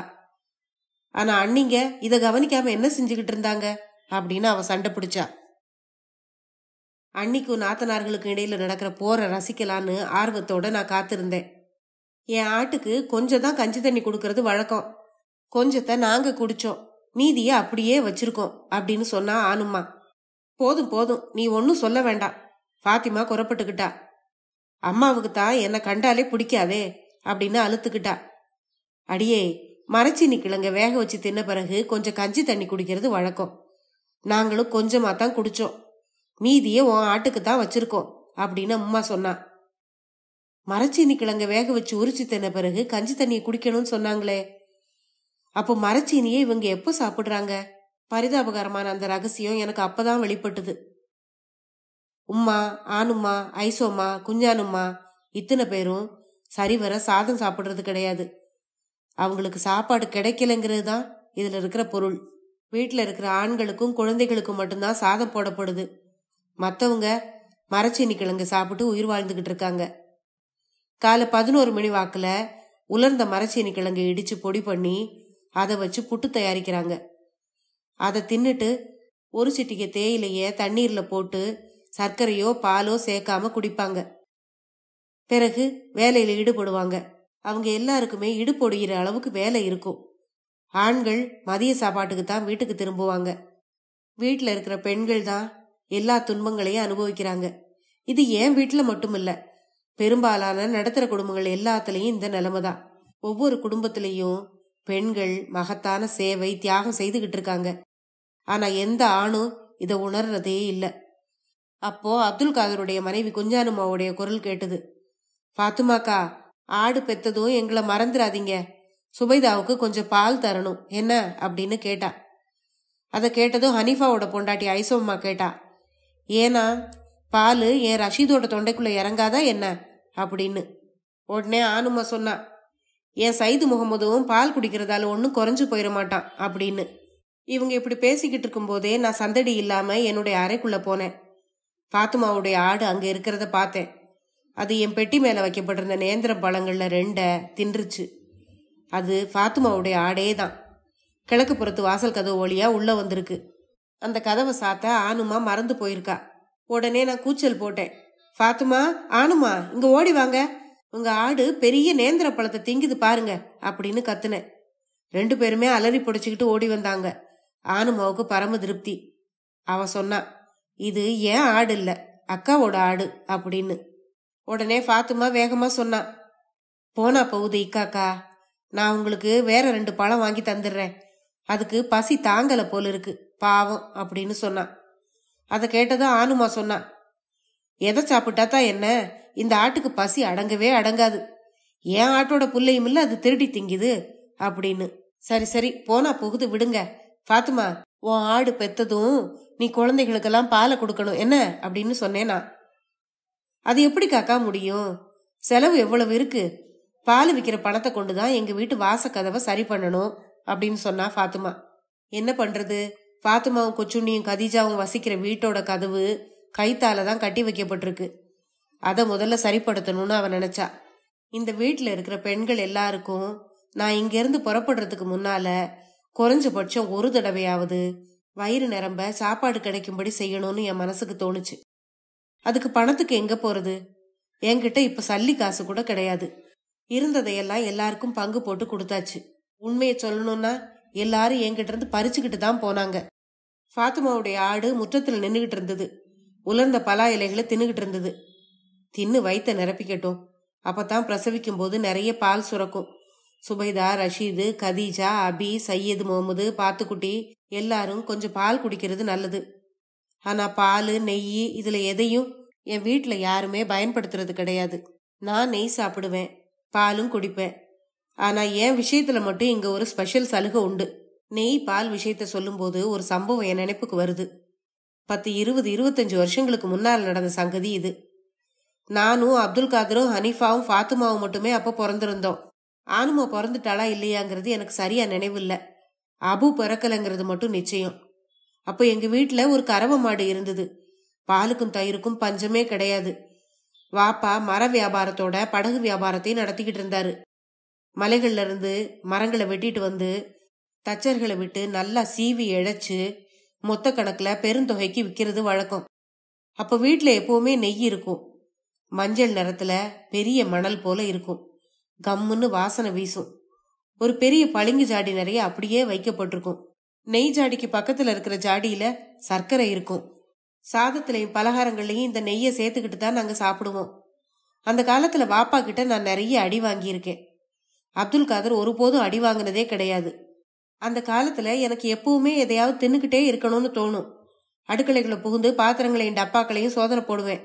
ஏதாவது கிடைச்சா அதை வாரி தின்றுவேன். அப்துல் காதர் இப்படியே திருடி தின்றுருக்கான். ஆனா யாரும் அதை நம்ப மாட்டாங்க. அவன் திருடி தின்னாலும் நான் தான் ஜவாப்தாரி. எனக்கு தான் அடி கிடைக்கும். அன்னைக்கு ஒரு நாள் காலையில நாஸ்தாவுக்கும் மதிய சாப்பாட்டுக்கும் இடையில கொஞ்சம் கொஞ்சமா எனக்கு பசி எடுக்க ஆரம்பிச்சுது. நொறுக்கு தீனி ஏதாவது சாப்பிட்றதுக்கு ஏத்த சமயம் அது. சமையலறை பக்கமா போனேன். அங்க உமா இருந்தா, வேலைக்காரியும் இருந்தா. வேலைக்காரியோட பேரு நங்கேலி. இந்த நங்கேலியும் என்ன அடிப்பா. அடிச்சு அடிச்சு என்ன விரட்டுவா. நான் அவளுக்கு சின்ன ஏசமான வேலைக்காரி அடிக்க கூடாது. ஆனா இந்த நியாயம் ஒண்ணு எங்க வீட்டுல கிடையாது. உமா கிட்ட சொன்னா, நல்லா வேணும், நீ கைய போட்டு அதை ஏன் வாரி தின்ன அப்படின்னு கேப்பா. அத்தோட இந்த நங்கேலி கிட்ட நான் பால் குடிச்சிருக்கேன்னு வேற சொல்லுவா. நான் என்ன திங்கலான்னு ஆராய்ச்சி பண்ணிக்கிட்டு இருந்தேன். ஒரு பச்சை மாங்காயாவது கடிச்சு சாப்பிடலாம். ஆனா அதுக்கும் வழி இல்ல. அப்ப நங்கேலி என்கிட்ட சொன்னா, பசிக்கட்டும், கொஞ்ச நேரத்துக்கு அப்படியே இரு, இதோ சாப்பாடு போட்டுறேன், உள்ள வந்த முதுகுல 2 வச்சிருவேன் அப்படின்னு சொன்னான். நான் சமையலறையை விட்டு வெளியே போனேன். இங்கும் அங்குமா கொஞ்ச நேரம் சுத்திட்டு திரும்ப வீட்டுக்கு வந்தப்போ புது கண்டுபிடிப்பு ஒண்ணு நடத்தினேன். நெய் ஜாடியும் சக்கரை ஜாடியும் பக்கத்துல பக்கத்துல இருக்கு. இந்த ரெண்டையும் ஒன்னா கலந்தா திங்கிறதுக்கு ருசியான பண்டம் ஒண்ணு தயாராயிரும். இத கண்டுபிடிச்ச பிறகு நான் நேரத்தை வீணாக்க தயாரா இல்ல. யாருக்கும் தெரியாம குழிக்கிண்ண ஒண்ணே எடுத்துட்டு வந்தேன். பிறகு மெதுவா வாப்பாவோட படுக்கை அறைக்குள்ள போனேன். நெய் ஜாடிய மெல்ல எடுத்து வாப்பாவோட கட்டில் மேல வச்சேன். மூடிய மெதுவா திறந்து என்னோட பரிசுத்தமான கையால நெய்ய வாரி எடுத்து பாதி கிண்ணம் வரைக்கும் நிறைச்சேன். பிறகு நெய் ஜாடியை எடுத்து மூல பலகையில வச்சேன். சர்க்கரையையும் கிண்ணத்துல தாராளமா கொட்டி நிரப்புனேன்.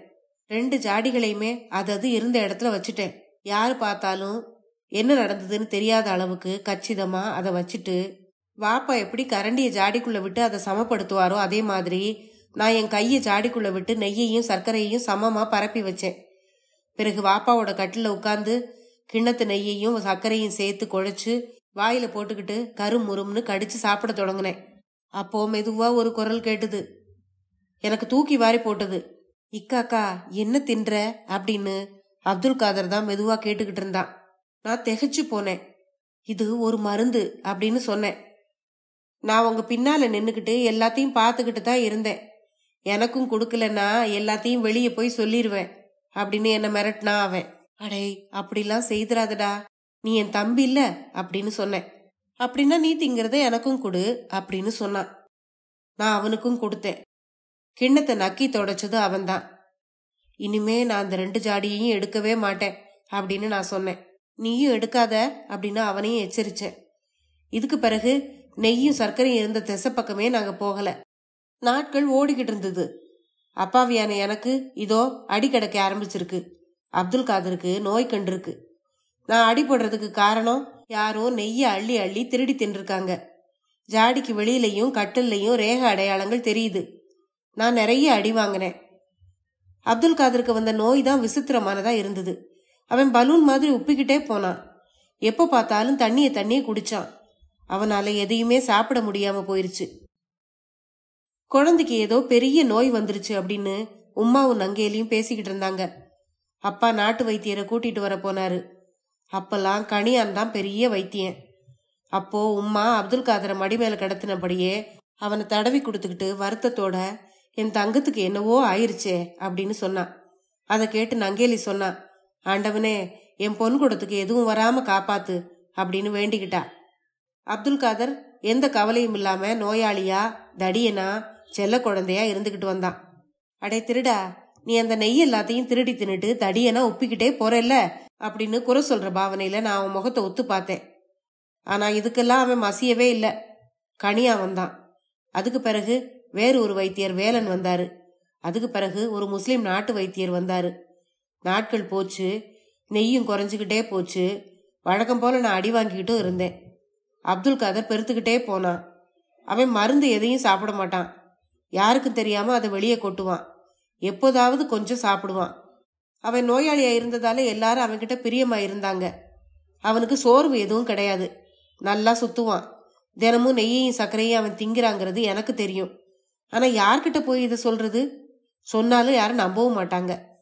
ஒரு நாள் அவனுக்கு நான் கொஞ்சம் பொரிச்ச இறைச்சி கொடுத்தேன். யாருக்கும் தெரியாம அலமாரிக்குள்ள இருந்து அதை திருடி எடுத்துக்கிட்டு வந்தேன். அவன் அதை வாங்கி தின்னான். அப்ப நான் அவன்கிட்ட கேட்டேன், அடே நீ என் தம்பி இல்ல, நிஜத்தை சொல்லு, நீ இப்படி பெருத்து போனது எப்படி? நெய்யும் சர்க்கரையும் தின்னுதானே அப்படின்னு கேட்டேன். பேசாம போய் காக்கா, எனக்கு உடம்பு நோவுன்னு உனக்கு தெரியும்ல அப்படின்னு கேட்டான். இவனோட திருட்டு அம்பலப்படுத்த வழி என்னன்னு நான் யோசிச்சேன். நான் சொல்ல போனா யாரும் நம்ப மாட்டாங்க. இருந்தாலும் நான் உம்மா கிட்டையும் சொன்னேன், நங்கேலி கிட்டையும் சொன்னேன். நெய்யையும் சர்க்கரையும் தின்னு முடிக்கிற பெரிய திருட அவன் தான்னு. நான் நினைச்ச மாதிரியே யாரும் நான் சொன்னது துளி கூட நம்பவே இல்லை. ஆனாலும் என்னோட நல்ல மனசோட சக்தியால ஒரு சம்பவம் நடந்தது. ஒரு வெள்ளிக்கிழமை வாப்பா நமாஸ் ஓதுறதுக்காக பள்ளிவாசலுக்கு போயிருந்தாரு.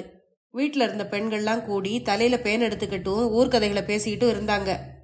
தின்றதுக்கு ஏதாவது கிடைக்காதான்னு நான் சமையல் அறையை துளாவிக்கிட்டு இருந்தேன். அப்பதான் எனக்கு ஒரு சத்தம் கேட்டுது. கருமுருன்னு சத்தம். நான் மெல்ல எட்டி பார்த்தேன். வாப்பாவோட கட்டிலுக்கு கீழே 2 கால்கள் தெரிஞ்சுது. ஒன்னு தொஞ்சு போய் தொங்குற காலு. அப்துல் காதர் நெய்யையும் சர்க்கரையும் தின்னுகிட்டு இருக்கான். நான் ஓசப்படாம பூனை போல வெளியே வந்து உம்மா கிட்ட ஓடினேன். நீ அப்துல் காதரோட நோயை பார்க்கணுமா, ஓடி வா அப்படின்னு கூப்பிட்டேன். எல்லாரையும் கூட்டிட்டு வந்து ஓசப்படாம கதவுக்கு வெளியே நிக்க வச்சேன். நான் மட்டும் உள்ள போய் கொஞ்ச நேரத்துல கதவுகள் 2ஐயும் படியிருந்து திறந்து விட்டேன். குளிக்கிண்ணத்துல இருந்து நெய்யையும் சர்க்கரையும் தின்னுகிட்டு அப்துல் காதர் கட்டிலுக்கு கீழே உட்கார்ந்துருந்தான். நான் கையும் களவுமா அவனை பிடிச்சி வெளியே எடுத்துட்டு வந்தேன். உம்மா அவனை செம்மையா வாங்கினா. இந்த இறைச்சல்ல நங்கேலி எழுந்து வந்தா. விஷயம் தெரிஞ்சு அவளும் அவனை அடிச்சா. இந்த மனோகரமான காட்சியை பார்த்து நான் சந்தோஷப்பட்டுக்கிட்டே நின்னுகிட்டு இருந்தேன். வாப்பா வந்தப்போ அவரும் அவனை அடிச்சாரு. இதெல்லாம் முடிஞ்ச பிறகு அவன் தனியா என்கிட்ட வந்து, நான் இக்காக்காவோட தம்பி இல்ல, எதுக்காக என்ன நீங்க காட்டி கொடுத்தீங்க அப்படின்னு கேட்டான். அட போடா பெருந்திருடா, உன்னால நான் எத்தனை அடி வாங்கியிருக்கேன் தெரியுமா? நான் உன்னோட அண்ணங்கிற நினைப்பு அப்பெல்லாம் உனக்கு வந்துச்சா? பக்கா திருடா அப்படின்னு அவனை திட்டினேன். நான் சின்ன வயசுல நடந்த இந்த நிகழ்வுகளை நினைச்சுக்கிட்டு நான் எனக்குள்ளாகவே சிரிச்சுக்கிட்டு இருந்தேன். அப்போ உம்மா அங்க வந்தா. நீ எதுக்கு தனியா உட்காந்து உனக்குள்ளாரவே சிரிச்சுக்கிட்டு இருக்க அப்படின்னு கேட்டா.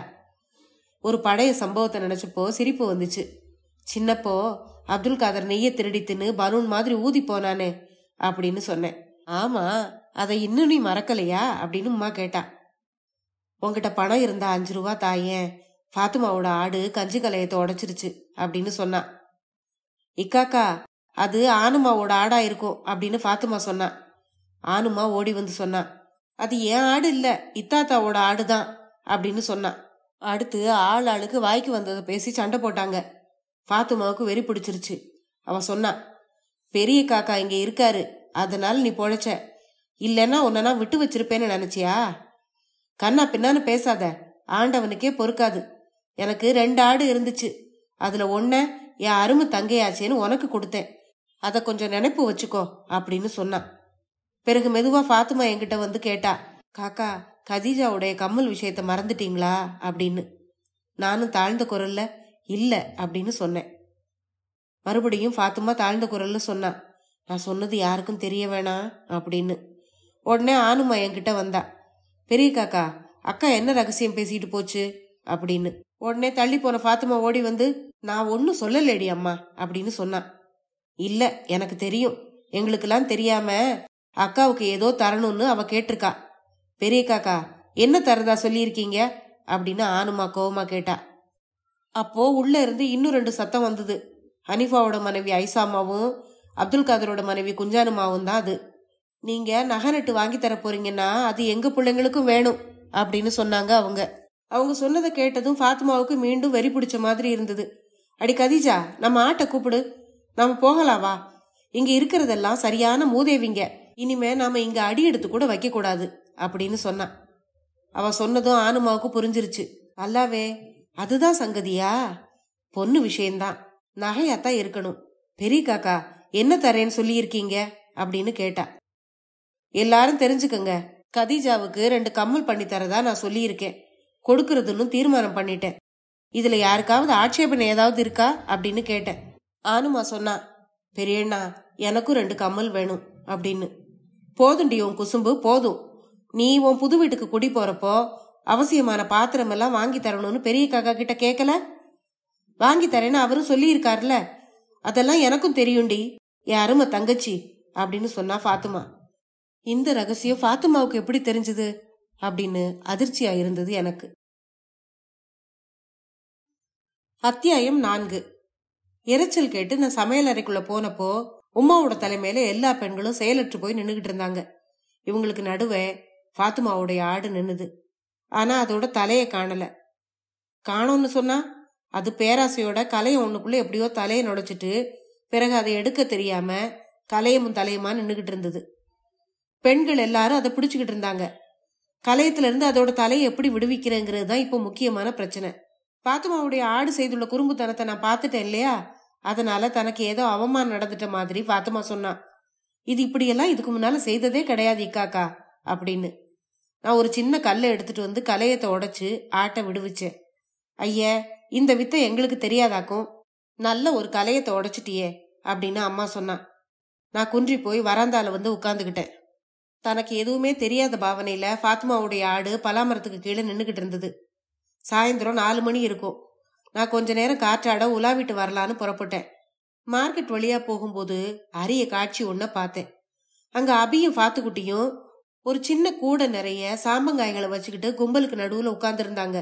அந்த சின்ன பிள்ளைகள் 2 பேருமா சேர்ந்து சாம்பங்காய் வித்துக்கிட்டு இருந்தாங்க. பெரியவங்க கூட்டத்துக்கு மத்தியில சின்னஞ்சிறு எலி குஞ்சுகளை போல அந்த 2 குழந்தைகளும் உட்கார்ந்து இருந்தாங்க. 5 சாம்பங்கா 3 பைசா, 6 பைசாவுக்கு 11 சாம்பங்கா, இப்படி அவங்க வித்துக்கிட்டு இருந்தாங்க. இந்த வியாபாரத்தை நான் பார்த்துக்கிட்டே நின்னுகிட்டு இருந்தேன். அவங்க மொத்தமா 6 அணாவுக்கு வியாபாரம் பண்ணாங்க. அந்த 6 அணாவையும் நான் வாங்கி வச்சுக்கிட்டேன். அன்னைக்கு உமா கிட்ட வந்து 8 அணாவை கொடுத்தேன். உமாவுக்கு பரம திருப்தி. ராத்திரி சாப்பிட்டுட்டு படுக்க போறதுக்கு முன்னால வீட்டுல இருக்க பிள்ளைகளோட தந்தைகள் கிட்ட குழந்தைகளை எப்படி வளர்க்கணுங்கிறத பத்தி எடுத்து சொன்னேன். தாய்மார்கள் கிட்ட வேளா வேளைக்கு குழந்தைக்கு நல்ல சாப்பாடு கொடுக்கறதுக்கு ஏற்பாடு பண்ண வேண்டிய அவசியத்தை பத்தியும் சொன்னேன். குழந்தைகளுக்கு நல்ல பழக்க வழக்கங்களை சொல்லி கொடுக்கறத பத்தியும் வீட்டையும் அதை ஒட்டிய பகுதிகளையும் சுத்தமா வச்சிருக்க வேண்டியதை பத்தியும் ஒரு குட்டி பிரசங்கமே பண்ணேன். ஹனீஃபா இது எல்லாத்துக்குமா சேர்த்து ஒரே பதிலா சொன்னான், நான் ராணுவத்துக்கே போயிடுறேன். அபு சொன்னான், பெரிய காக்கா நீங்க ஒரே ஒரு விஷயத்த கவனிச்சீங்கன்னா போதும், ஆனா அதுக்கு கொஞ்சம் பணம் செலவாகும், அவ்வளவுதான். இந்த வீட்டோட மேல் கூரைய மாத்தி ஓடு போட்டுட்டா நல்லா இருக்கும். பெரிய காக்கா வந்திருக்கிறதால முத்தம் கொஞ்சம் சுத்தமாச்சு. அதை சீராக்கிறதுக்காக நானும் கொஞ்சம் பணம் செலவு செய்திருக்கேன். கற்களால தூண்கள் எழுப்பி அதை பலப்படுத்தி இருக்கேன் அப்படின்னு சொன்னான். அதெல்லாம் விடு, அப்துல் காதர் சொன்னான். இங்க எல்லாமே சரியாயிரும். ஃபாத்திமாவுடைய ஆடு பிரசவிக்கட்டும், அப்புறம் பாரு அப்படின்னு சொன்னான். சில நாட்கள் ஓடி போச்சு. ஃபாத்திமாவுடைய ஆட்டுக்கு பிரசவம் ஆயிருச்சு. அங்க எல்லா பெண்களும் கூடியிருந்தாங்க. ஃபாத்திமாவை மட்டும் காணோம். அம்மா, ஃபாத்திமாவுக்கு ஆளை அனுப்பிச்சியா அப்படின்னு நான் கேட்டேன். அதை கேட்ட அம்மாவும் மற்ற பெண்களும் பூ இது என்ன பெரிய விஷயம் அப்படிங்கிற மாதிரி அலட்சியமா இருந்தாங்க. அப்போ குழந்தைங்க பேசிக்கிட்டே வந்தாங்க. ஆடு பெத்தத நான் தான் பார்த்தேன் அப்படின்னு ஏதோ சொல்லிக்கிட்டு இருந்தாங்க. ஆடு பெத்திருச்சா அப்படின்னு நான் கேட்டேன். ஃபாத்துக்குட்டி உடனே சொன்னான், ஆமா பெத்திருச்சு பெரியப்பா, அது பெத்தத முழுக்க முழுக்க நான் தான் முதல்ல பார்த்தேன் அப்படின்னு சொன்னான். அப்பாடா, கடைசியில ஒரு வழியா பெத்திருச்சு. எனக்கு பெருத்த நிம்மதி. குட்டி திண்ணையில ஆட்டையும் அதோட குழந்தையும் பார்த்தேன். வெள்ளை விளையர்னு அழகான குட்டி. ஆட்டுக்கு ஏதாச்சும் கொடுத்தீங்களா அப்படின்னு நான் கேட்டேன். ஒன்னும் கொடுக்கலன்னு பதில் சொன்னாங்க. நான் சொன்னேன், ஆட்டுக்குட்டியை எடுத்து ஒரு பாயில விடுங்க, சில்லுன்னு பச்சை தரையில அது கிடக்குது அப்படின்னு சொன்னேன். நான் உள்ள போய் ஒரு பெரிய நேந்திரம் பழத்தை எடுத்துட்டு வந்து தாய் ஆட்டுக்கிட்ட கொடுத்தேன். அது நன்றியோட வாங்கி தின்னுது. அதை பார்த்து இது என்ன வேடிக்கையா இருக்கு அப்படிங்கிற மாதிரி பெண்கள் சிரிச்சாங்க. அந்திக்கு பிறகு ஃபாத்திமாவும் கதீஜாவும் கொச்சுண்ணியும் வந்தாங்க. ஆடு பெத்த விஷயத்த கேள்விப்பட்ட பிறகும் அவங்க ஒண்ணுமே சொல்லல. படுக்க போகும்போது நான் கேட்டேன், ஆட்டுக்குட்டியை எங்க விட்டுருக்கீங்க அப்படின்னு. சமையல் அறையில அப்படின்னு யாரோ சொன்னாங்க. அங்க அடுப்புல நெருப்பு இருக்குமே அப்படின்னு சொன்னேன் நான். உம்மா சொன்னா, கூடையை போட்டு மூடி இருக்கும் அப்படின்னு. கூடையை போட்டு மூடி வச்சிங்களா ஆனுமா அப்படின்னு நான் எரிஞ்சு கத்துனேன். அந்த ஆட்டுக்கு மூச்சு முட்டாது, உங்க பிள்ளைங்க யாரையாச்சும் இப்படி கூடை போட்டு மூடி வைப்பீங்களா அப்படின்னு கேட்டேன். பின்ன வேற என்னதான் செய்யறதா அப்படின்னு பதில் கேள்வி வந்தது. கேட்டது யாருன்னு தெரியல. நான் ஒன்னும் பேசாம மௌனமா இருந்தேன். புள்ள குட்டிகளை பெத்தவங்களுக்கு மத்தியில நான் ஏதாவது சொன்னா அது ஒரு தினசாத்தான் இருக்கும். நான் இல்லாதப்போ அவங்க அதை பத்தி பேசி கேலி பண்ணுவாங்க, சிரிப்பாங்க. நானோ கல்யாணம் ஆகாதவன். அப்படி இருக்கும்போது நமக்கு தெரியாத விஷயங்களை பத்தி பேசாம இருப்பது தானே உத்தமம் அப்படின்னு நினைச்சு அங்கிருந்து நகர்ந்து படுக்க போனேன். மறுநாள் காலையில எழுந்த பிறகு சாயா குடிச்சிட்டு ஆனுமா கிட்ட கேட்டேன், ஆட்டுக்கு ஏதாவது கொடுத்தியா அப்படின்னு. புல்லு கொடுத்தோம் அப்படின்னு ஆனுமா சொன்னா. பாத்துமாவுடைய ஆடும் குட்டியும் முற்றத்துல பலாமரத்துக்கு கீழே நின்னுகிட்டு இருந்தது. தங்களுக்கான ஆகாரம் எங்க இருந்து வருதுன்னு தாய் ஆடு குட்டிக்கு காட்டி கொடுத்துக்கிட்டு இருந்தது. குட்டி தள்ளாடி தள்ளாடி துவண்டு விழுந்துகிட்டு இருந்தது. தடுமாறாம நடக்கிறதுக்கு கொஞ்சம் சிரமப்பட்டது. அதை எடுத்து ஒரு முத்தம் கொடுத்தா என்னன்னு எனக்கு தோணுச்சு. இந்த சமயத்துல ஹனீஃபா என் முன்னால வந்து நின்னான். அவன் ஒரு லுங்கி மட்டும்தான் அணிஞ்சிருந்தான். பெரிய காக்கா, ஒரு 10 ரூபாய் வேணுமே. சின்னண்ணன் கிட்ட கேட்டா திட்டுவாரு. அபுவுக்கு தெரிஞ்சதோ போச்சு, அவனும் சேர்ந்து என்ன கிண்டல் பண்ணுவான் பாருங்க. என்கிட்ட பணம் இருந்துச்சுன்னா ஒரு சட்டை போட்டுக்கிட்டு இருக்க மாட்டேனா அப்படின்னு கேட்டான். அதை கேட்டனா, என்னோட ஒரு டபுள் வேஷ்டியையும் ஒரு ஷர்ட்டையும் கொஞ்ச நாளைக்கு முன்னால நீ எடுத்துக்கிட்ட நினைப்பு இருக்குதே அப்படின்னு சொன்னேன். நானா? நான் எங்க எடுத்தேன்? எனக்கு எதுவும் வேண்டாம், நான் பட்டாளத்துக்கே போயிடுறேன். இங்க இருக்கிற யாருக்கும் நான் வேணும்னாலும் சர்க்காருக்கு என்னோட சேவை தேவையா இருக்கு. அதை எல்லாரும் கொஞ்சம் நினைப்பு வச்சுக்கிட்டீங்கன்னா போதும். பெரியண்ணா கொடுத்த டபுளும் ஷர்ட்டும் அப்படின்னு அவன் சொல்லிட்டு இருக்கும் போதே நான் குறுக்கிட்டேன். அட எங்கப்பா, கொஞ்சம் நில்லுடா கண்ணா. நான் ஒன்னும் உனக்கு அதை தரல. வெளுத்து வந்தப்போ என்கிட்ட இருந்து ஒரு வார்த்தை கூட கேட்காம நீயே அதை எடுத்து வச்சுக்கிட்ட. என்கிட்ட வேட்டி சட்டைங்க கொஞ்சமா இருக்கிறதால அதை எல்லாத்தையும் நான் எண்ணித்தான் வச்சிருக்கேன். நிறைய இருந்தப்போ உம்மா திருடி இருக்காங்க, அப்துல் காதர் திருடி இருக்கான், ஃபாத்திமாவும் ஆனுமாவும் கூட திருடி எடுத்துக்கிட்டு போயிருக்காங்க. ஆனா உன் மனைவி ஐசோமாவும் அப்துல் காதரோட மனைவி குஞ்சானுமாவும் மட்டும் திருடினது கிடையாது அப்படின்னு நான் சொன்னேன். அதை கேட்டு ஹனீஃபா சொன்னான், அந்த ஓட்ட வேட்டியையும் ஷர்ட்டையும் அபு என்கிட்ட இருந்து பிடுங்கிக்கிட்டு போயிட்டான். பாத்தீங்களா பெரியண்ணா என் நிலைமைய அப்படின்னு கேட்டான். நோஞ்சான இருந்தாலும் அபு கூச்சல் போடுறதுலயும் அடிக்கிறதுலயும் நிபுணன். எல்லாருக்குமே அவனை பார்த்தா பயந்தான். பெரியண்ணா, நான் உங்களோட ஒரு ஷர்ட்டும் வேட்டியையும் திருடி இருக்கேன்னு சின்னக்கா சொன்னாங்களா அப்படின்னு அவன் கேட்டான். ஆனுமா அப்படி சொன்னானோ சொல்லலன்னோ நான் சொல்லல. அவனுக்கு என் மௌனத்தை பார்த்து கோபம் வந்தது. எல்லாருமே உங்ககிட்ட இருந்து அவங்க பங்குக்கு திருடி இருக்காங்க. நான் மட்டும் இல்ல, உம்மாவும் சின்ன அக்காவும் கூட ஆளுக்கு ஒரு வேட்டி திருடி இருக்காங்களே, அத சொன்னாங்களா? ஒரு வேட்டியும் ஷர்ட்டும் தான் நான் திருடி இருக்கேன், உண்மைதான். இதை நான் யாருக்கிட்டையும் சொல்ல தயாராவே இருக்கேன். ஆமா பெரிய காக்கா, எனக்குன்னு நீங்க என்ன கொடுத்துருக்கீங்க அப்படின்னு கேட்டான் அபு. டே, நீ படுத்துக்கிறிய அந்த கட்டில், அதுக்கு என்ன விலை தெரியுமா? 40 ரூபாய். கட்டில விரிச்சு போட்டிருக்கிற ஜமுக்காலம், மெத்த, தலையணை, பெட்ஷீட்டு, போத்துக்கிற சால்வை, அதுக்கு மட்டும் என்ன விலைன்னு நினைக்கிற? 50 ரூபாய். நீ ஸ்டைலா குத்திக்கிட்டு நடக்கிறியே அந்த பார்க்கர் ஃபவுண்டன் பேனா, அதுக்கு விலை என்னன்னு தெரியுமா? 42 ரூபாய். இது தவிர நீ வர்றப்ப எல்லாம் பணம், இதுக்கெல்லாம் கணக்கே கிடையாது அப்படின்னு நான் சொன்னேன். இதெல்லாம் பழசுங்க தானே, புதுசா என்ன வாங்கி தந்தீங்க அப்படின்னு கேட்டான். உனக்கு தந்தப்போ எல்லாமே புதுசா தானடா இருந்துச்சு அப்படின்னு சொன்னேன். பெரிய காக்கா, எனக்கு ஒரு 25 ரூபா கொடுங்க அப்படின்னு கேட்டான். எதுக்குடா அப்படின்னு கேட்டேன். எனக்கு வேணும் அப்படின்னு சொன்னான் அவன். ஹனீஃபா பணம் கேட்டான். அபு இப்ப கேக்குறான். இன்னைக்கு என்ன விசேஷம் எனக்கு புரியல. அப்போ குளிக்க போயிருந்த பெண்கள்லாம் திரும்பி வந்துகிட்டு இருந்தாங்க. ஆண்களும் மதிய உணவு சாப்பிட வீட்டுக்கு வந்தாங்க. அப்துல் காதர் வீட்டுக்குள்ள நுழையும் போதே கேட்டான், அண்ணா ஒரு 50 ரூபா வேணும், எனக்கு அவசரமா தேவைப்படுது அப்படின்னு. ஹனீஃபா அவசரமா? உன் வழியை பாத்துக்கிட்டு போடா, நான்லாம் வெறும் 10 ரூபா தான் கேட்டேன் அப்படின்னு சொன்னான். நான் எதுவும் பேசாம மௌனமா இருந்தேன். 1 மணி நேரம் போன பிறகுதான் மர்மம் வெளியாச்சு. தபால்கார குட்டம்பிள்ளை படியேறி வந்து சொன்னாரு, சாருக்கு 100 ரூபாய் மணி ஆர்டர் வந்திருக்கு அப்படின்னு. நான் குட்டம்பிள்ளை கிட்ட கேட்டேன், இந்த மணி ஆர்டர் விஷயத்த நீங்க யாருக்கிட்டையாச்சும் சொன்னீங்களா அப்படின்னு. அதுக்கு அவரு, சாரே, நாங்கெல்லாம் இந்த ஊர்லயே இருக்கிறவங்க. அப்துல் காதராலையும் ஹனிஃபாவாலையும் எனக்கு பல காரியங்களும் ஆக வேண்டியிருக்கு. சாருக்கு மணி ஆர்டர் ஏதாவது வந்துச்சுன்னா முன்கூட்டியே அதை பத்தி அவங்களுக்கு தெரியப்படுத்தணும்னு என்கிட்ட அவங்க சொல்லியிருக்காங்க அப்படின்னு சொன்னாரு. அப்படின்னா இந்த மணி ஆர்டர் எனக்கு வேண்டாம், குட்டம்பிள்ள நீங்களே இதை எடுத்துக்கங்க அப்படின்னு சொன்னேனா. ஐயோ, ஏன் அப்படி சொல்றீங்க அப்படின்னு கேட்டாரு. 50, ஒரு 25, ஒரு 10, 3 5 எவ்வளவு அப்படின்னு கேட்டேன். 100 அப்படின்னு சொன்னாரு. அதுதான் இந்த ரூபாய்க்கான கணக்கு. குட்டம்பிள்ளை கிட்ட நான் விவரங்களை எல்லாம் எடுத்து சொன்னேன். அவன் சொன்னான், அதெல்லாம் அப்படித்தான் இருக்கும் சாரே அப்படின்னு. அதெல்லாம் அப்படித்தான். என்ன ஒரு பயங்கரமான சதி திட்டம், எவ்வளவு பெரிய பகல் கொள்ள. குட்டம்புள்ள தன் மகள் சரஸ்வதியை காலேஜில் சேர்த்திருக்கிற விவரங்களை சொல்லிக்கிட்டு இருக்கும் போதே நான் மணி ஆர்டர் கூப்பன்ல கையெழுத்து போட்டு கொடுத்தேன். ரூபா 100ஐயும் நோட்டுகளா என் கையில அவன் வச்சான். அப்போ உம்மாவும் ஆனுமாவும் சும்மா சும்மா வராந்தாவில வந்து நின்னுகிட்டு இருந்தாங்க. நான் 10 ரூபா நோட்டு ஒன்னை எடுத்து பாத்துமாவுடைய ஆட்டோட வாய்க்கிட்ட நீட்டினேன். சாரே, இது என்ன வேடிக்கை அப்படின்னு குட்டம்புள்ள கேட்டான். நான் சொன்னேன், அதுவும் தான் தின்னுட்டு போகட்டுமே, இது பாத்துமாவுடைய ஆடு இல்ல, பாவம், பிரசவிச்சு 1-2 நாள் தான் ஆச்சு அப்படின்னு சொன்னேன். குட்டம்பிள்ளை அதை கேட்டு சிரிச்சுக்கிட்டே வெளியே போனான். அம்மா கேட்டா, எவ்வளவு இருக்குடா அப்படின்னு. உங்களுக்கு தெரியாது அப்படின்னு கேட்டேன் நான். என்னன்னு சொல்றது, அன்னைய தினமே அவ்வளவு பணமும் காலி.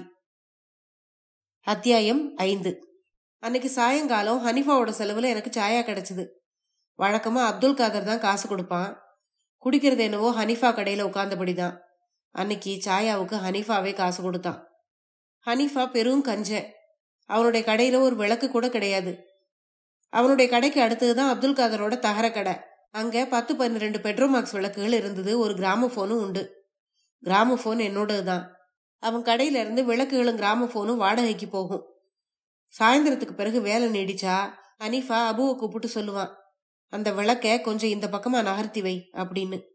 இப்படி கிடைக்கிற வெளிச்சத்துலதான் ஹனிஃபா தைப்பான். நான் இப்படியே உட்கார்ந்து யோசிச்சுக்கிட்டு இருக்கும்போது அப்துல் காதரோட கதை நினைவுக்கு வந்தது. அவன் எப்பவுமே நெருப்புக்கு பக்கத்துலதான் வேலை செய்யறான். அந்த கடையில கொல்லனோட ஒலை இருக்கு. அயராது உழைக்கிறவன் அவன். அவனோட தலை முழுசு நரைச்சு போயிருச்சுன்னு நான் முன்னே சொல்லியிருக்கேன் இல்லையா. அவனை என்னோட அண்ணன்னு பலரும் தவறா நினைக்கிறது உண்டு. நானும் அப்துல் காதரும் சேர்ந்து மலையாள பள்ளிக்கூடத்துல 4ஆம் வகுப்பு வரைக்கும் படிச்சோம். அதுக்கு பிறகு நான் ஆங்கில பள்ளிக்கூடத்துல படிச்சேன். அப்துல் காதர் மலையாளம் 7ஆம் வகுப்பு பாஸ் ஆனப்போ நான் கண்ணனூர் சிறையில 9 மாதம் கடுங்காவல் தண்டனை அனுபவிச்சுக்கிட்டு இருந்தேன். தண்டனை காலம் பூர்த்தியாகி விடுதலையாகி ஊருக்கு வந்தப்போ குடும்ப சொத்து எல்லாமே கடன்ல மூழ்கி போயிருந்தது. நல்லபடியா சாப்பிடறதுக்கு கூட வீட்டுல எதுவும் கிடையாது. அப்போ புதுச்சேரி நாராயண புள்ள சார் எங்களுக்கு ஆனாவண்ணா சொல்லி கொடுத்த ஸ்கூல்ல அப்துல் காதர் ஆசிரியரா இருந்தான். பத்திரிக்கை ஏதாவது ஆரம்பிக்கலாம்னு நினைச்சு நான் கொச்சிக்கு போனேன். கொஞ்ச நாள் கழிச்சு ஊருக்கு வந்தப்போ அப்துல் காதர் ஆசிரியர் வேலையை விட்டுட்டு ஒரு கடையில பீடி சுத்துறவனா இருந்தான். அடுத்த முறை நான் ஊருக்கு வந்தப்போ அவன் பீடி சுத்துற வேலையை விட்டுட்டு மார்க்கெட்ல ஒரு சின்ன அறையில கொல்ல நூலை வச்சு வேலை செய்துகிட்டு இருந்தான். அந்த காலத்துல நான் எழுத்தாளனா எர்ணாகுளத்துல வசிச்சுக்கிட்டு இருந்தேன். 1936-37 நிறைய எழுதி எழுதி குவிப்பேன். சாப்பிட கூட எதுவுமே இருக்காது, இருந்தாலும் எழுதுவேன். பத்திரிகைகள்ல எல்லாம் என்னுடைய எழுத்துக்கள் வெளியாகிட்டு இருந்தது. பத்திரிகைகள்ல இருந்து அதை வெட்டி எடுத்து ஒன்னா அடுக்கி சேர்த்து பத்திரப்படுத்தி வைப்பேன். இப்படி ஒரு எழுத்தாளனா நான் சிரமப்பட்டு வாழ்க்கையை ஓட்டிக்கிட்டு இருக்கும் போது ஒரு நாள் அப்துல் காதர் இரும்பு தடியை ஊன்றிக்கிட்டு பருமனான ஒரு ஃபவுண்டன் பேனாவோட என்கிட்ட வந்தான். இக்காக்கா, பத்திரிகைகள்ல எல்லாம் ஏதேதோ பிரசுரமாயிருக்கே, அதெல்லாம் என்ன? எல்லாத்தையும் இங்க கொஞ்சம் கொடுங்க, நானும் படிச்சு பாக்குறேன் அப்படின்னு சொன்னான். கொஞ்சம் பெருமையோட என்னோட இலக்கிய படைப்புகள் எல்லாம் எடுத்து அவன் கையில கொடுத்தேன். பிறகு அவன்கிட்ட இருந்து 2 அண்ணா வாங்கிக்கிட்டு சாயா குடிக்க போனேன். நான் எழுதுனதெல்லாம் அவன் நிதானமா படிச்சு ரசிக்கட்டுங்கிற நினைப்புல கொஞ்சம் இங்கும் அங்குமா காலார சுட்டிட்டு வந்தேன். அவன்கிட்ட இன்னும் ஒரு 4 அண்ணா கடன் வாங்கிக்கணும் அப்படின்னு நினைச்சுக்கிட்டே அறைக்கு திரும்பி வந்தேன். வந்து பார்த்தா அவன் என்ன செய்திருக்கான் தெரியுமா? தான் படிச்ச எல்லா காகிதங்கள்லயும் தன்னுடைய பருமனான பேனாவால கோடு கிழிச்சிருக்கான். எதுக்காக இந்த கோடுகள் போட்டிருக்க? நான் பீடி ஒன்ன பத்த வச்சுக்கிட்டு நாற்காலியில உட்கார்ந்ததும் அவன் கூப்பிட்டான், இக்காக்கா இங்க வாங்க அப்படின்னு. ஏதோ முக்கியமான விஷயமா இருக்கும்னு நான் நாற்காலியை விட்டு எழுந்து போய் பக்கத்துல உட்கார்ந்தேன். அவன் ரொம்ப இகழ்ச்சியோட என்ன பார்த்தான். ஒரு வாக்கியத்தை உறக்க படிச்சான். இதுல ஆக்கியாதம் எங்க அப்படின்னு கேட்டான். எனக்கு ஒண்ணுமே விளங்கல. என்ன ஒரு தொடக்கப்பள்ளி மாணவனா நினைச்சுக்கிட்டு அவன் கொஞ்ச நேரம் லெக்சர் அடிச்சான். அதுல ஆக்கியா, ஆக்கியாத், விசேஷன், அன்வை, லொட்டு, லொசுக்குன்னு இலக்கண சம்பந்தப்பட்ட சர்ச்சைகள் அடங்கி இருந்தது. என்ன ஒரு முழு முட்டாளாக்க அவன் முயற்சி பண்ணான். பிறகு அவன் சொன்னான், இக்காக்கா, இலக்கணம் படிக்க வேண்டியது ரொம்ப அவசியம் அப்படின்னு சொன்னான். அவன் சொன்னதை கேட்டது எனக்கு கோபம் பொங்கிச்சு. போடா இங்கிருந்து, நீனும் உன்னோட ஆக்கியாதமும் நெய்ய திருடி தின்னுட்டு நோயாளியா தெரிஞ்ச பெருந்திருடன் தானே நீ. இதெல்லாம் உனக்கு எங்கடா விளங்க போகுது? நான் பரஸ்பரம் ஒருத்தரோட ஒருத்தர் பேசிக்கிற மாதிரி சர்வசாதாரணமான நடையில எழுதியிருக்கேன். இதுல உன் நொட்ட ஆக்கியாதம் இல்லாம போனா என்னடா முழுகி போச்சு அப்படின்னு கேட்டேன். அவன் சொன்னான், அண்ணாச்சி, என்னை எப்படி வேணும்னாலும் திட்டுங்க. ஆனா ஒண்ணு, நீங்க குறைஞ்சபட்சம் 1 வருஷமாவது இலக்கண புத்தகங்களை எல்லாம் நல்லா படிச்சு நல்ல விதமா எழுதவும் படிக்கவும் கத்துக்கிட்ட அப்புறம் எழுத தொடங்குங்க அப்படின்னு சொன்னான். போடா உன் வழிய பாத்துக்கிட்டு அப்படின்னு நான் சொன்னேன். அவன் கிளம்புனான். வீட்டுல எல்லாரையும் நான் விசாரிச்சதா சொல்லு, முக்கியமா வாப்பாவையும் உமாவையும். எனக்கு இன்னும் பணம் ஒன்னும் கிடைக்க தொடங்கல, அதனாலதான் வீட்டுக்கு நான் இன்னும் பணம் அனுப்பலன்னு சொல்லு அப்படின்னு சொன்னேன். அவன்கிட்ட காலனா கூட கடன் கேட்கல, கேட்க மனசும் வரல. அவனும் அவனோட துப்பு இல்லாத இலக்கணமும் அப்படின்னு நினைச்சுக்கிட்டேன். அந்த காலமெல்லாம் போயிருச்சு. இப்போ என்னோட புத்தகங்களை எல்லாம் அவன் ஆவலோட வாசிக்கிறான். அப்பப்போ எங்களுடைய உறவினர்களை பற்றியும் ஒரு சில கதைகளை எழுதும்படி அவன் சொல்லுவான். இக்காக்கா, நீங்க எழுதி கொடுங்க போதும், மத்ததையெல்லாம் நான் பாத்துக்கிறேன். அந்த கதைகளை புத்தகமா அச்சடிச்சு வைக்கிறதெல்லாம் ஏன் பொறுப்பு, நீங்க கவலையை விடுங்க அப்படின்னு சொல்லுவான். ஆமா, அதை வித்து வர்ற பணத்தையும் அவனே சுவாகா பண்ணிடுவான். தெரியாதா எனக்கு? இவன் பெரிய திருட அப்படின்னு நினைச்சுக்குவேன். அடுத்த நாள் நான் உன்னிப்பா என்னுடைய சாம்ப மரத்தை பாத்துக்கிட்டு இருந்தேன். அப்போ ஃபாத்துமா வந்து தன்னோட ஆட்டையும் குட்டிகளையும் தன்னோட வீட்டுக்கு அழைச்சிக்கிட்டு போனா. இத இங்க யாரும் கவனிக்க மாட்டாங்க இக்காக்கா, அபு விரட்டி விட்டுருவான். அதோட நாளையில இருந்து பால் விற்க ஆரம்பிக்கணும். பால் தரேன்னு ஒரு சாயா கடைக்கு வேற சொல்லி வச்சிருக்கேன் அப்படின்னு சொன்னான். ஓஹோ, அதானே பார்த்தேன். ஃபாத்துமா ஆட்டையும் குட்டியையும் அழைச்சிக்கிட்டு போனா. அதுக்கு பிறகு ஆடும் குட்டியும் திரும்பி வர்றது பகல் 10 மணிக்கு தான். குட்டி குஷியோட இங்கும் அங்கும் துள்ளிக்கிட்டு தெரியும். என்னோட படுக்கையில ஏறும். பிள்ளைகள் கூட போய் சாப்பிடும். தாய் ஆடும் கூட இப்ப பேராசக்காரியா போயிருச்சு. குழந்தைங்க கூட உட்காந்து சாதம் சாப்பிடும். ஒரே சத்தமும் ரகளையும் ஓட்டமும் தான். இப்படியே கொஞ்ச நாட்கள் ஓடுச்சு. ஒரு நாள் வீட்டுல சிரிப்பும் கூச்சலும் கும்மாளமா ஒரே அமர்க்களமா இருந்தது. எல்லாரும் மரச்சீனி புட்டோட பால் சாயாவும் குடிச்சுக்கிட்டு இருந்தாங்க. என்ன ஒரே சிரிப்பும் கும்மாளமா இருக்கே அப்படின்னு கேட்டேன். இன்னுமில்லடா, உமா சிரிச்சுக்கிட்டே சொன்னா. அப்போ அப்துல் காதருடைய மனைவி குஞ்சானுமா இடையில புகுந்து சொன்னா, நாங்க ஃபாத்துமா அக்காவோட ஆட்டை கறந்தோம், ஆழாக்கு பால் கிடைச்சது அப்படின்னு சொன்னா. என்னம்மா இது, நீங்க எதுக்காக ஃபாத்துமாவுடைய ஆட்டை திருட்டுத்தனமா கறந்தீங்க அப்படின்னு கேட்டேன். உமா சொன்னா, அதனால என்ன, நமக்கு கொஞ்சம் பால் கொடுக்கணுங்கிற நினைப்பே அவளுக்கு இல்லையே, அதனாலதான் அப்படின்னு சொன்னா. அதை கேட்டது ஆனுமா சொன்னா, பெரியண்ணா, நீங்க அவகிட்ட சொல்லிடாதீங்க, அப்புறம் எங்களுக்கு எல்லாம் அவமானமா போயிரும் அப்படின்னு. அவமானப்படுங்க, என் கண்ணு முன்னாலேயே இப்படி திருட்டுத்தனம் பண்றத நான் எப்படி அனுமதிப்பேன் அப்படின்னு கேட்டேன். ஃபாத்துமா வந்த உடனே நான் சொன்னேன், ஃபாத்துமா, நீ ஜாக்கிரதையா இருக்கணும். ஏன்னா இவங்க எல்லாருமா சேர்ந்து உன் ஆட்டை கறந்து அந்த பாலை விட்டு சாயா குடிச்சாங்க, குட்டிய முன்னாலேயே கட்டி போட்டுட்டாங்க அப்படின்னு சொன்னேன். நான் சொன்னதை கேட்டதும் ஃபாத்துமாவுக்கு கிளி பிடிச்சதே பார்க்கணும். இவங்களுக்கெல்லாம் நெஞ்சில ஈவு இறக்கம் எதனாச்சும் இருக்குதா? அவங்க பிள்ளைங்களா இருந்தா இப்படி கட்டி போடுவாங்களா? நீங்களே சொல்லுங்க அப்படின்னு சொல்லிட்டு ஃபாத்துமா உட்புறம் ஓடுனா. ஃபாத்துமாவை பார்த்ததும் எல்லாரும் ஒரே குரல்ல ஓலம் போட்டாங்க. நாங்க செய்தது ரொம்ப சரி, இன்னமும் அப்படித்தான் செய்வோம். ஆடும் குட்டியும் வளர்றது என்னவோ இங்கதான். எங்களோட மரச்சீனி புட்டு, பலா இலை, கஞ்சி தண்ணி, எங்க பிள்ளைங்களோட சோறு, இது எல்லாத்தையும் தின்னுட்டு தான் அது பெருத்து போயிருக்கு. நாங்க தான் அதை வளர்க்குறோம் அப்படின்னு சொன்னாங்க. ஃபாத்துமா இப்போ அவங்களுக்கு இடையில பிளவு உண்டாக்க முயற்சி பண்ணா. அடியே ஆனுமா, நீ என் அருமை தங்க இல்ல, உனக்குன்னு நான் ஒரு ஆடு கூட கொடுத்துருக்கேனேடி. உம்மா, என் அருமை அம்மா இல்ல நீ. ஈவு இறக்கம் இல்லாம இந்த மருமகள்களை கொண்டு நீ செய்திருக்கிற காரியம் உனக்கே நல்லா இருக்கா அப்படின்னு கேட்டா.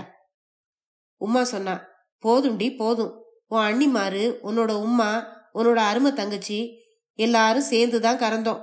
நாங்க எல்லாரும் சேர்ந்துதான் சாயாவும் குடிச்சோம்.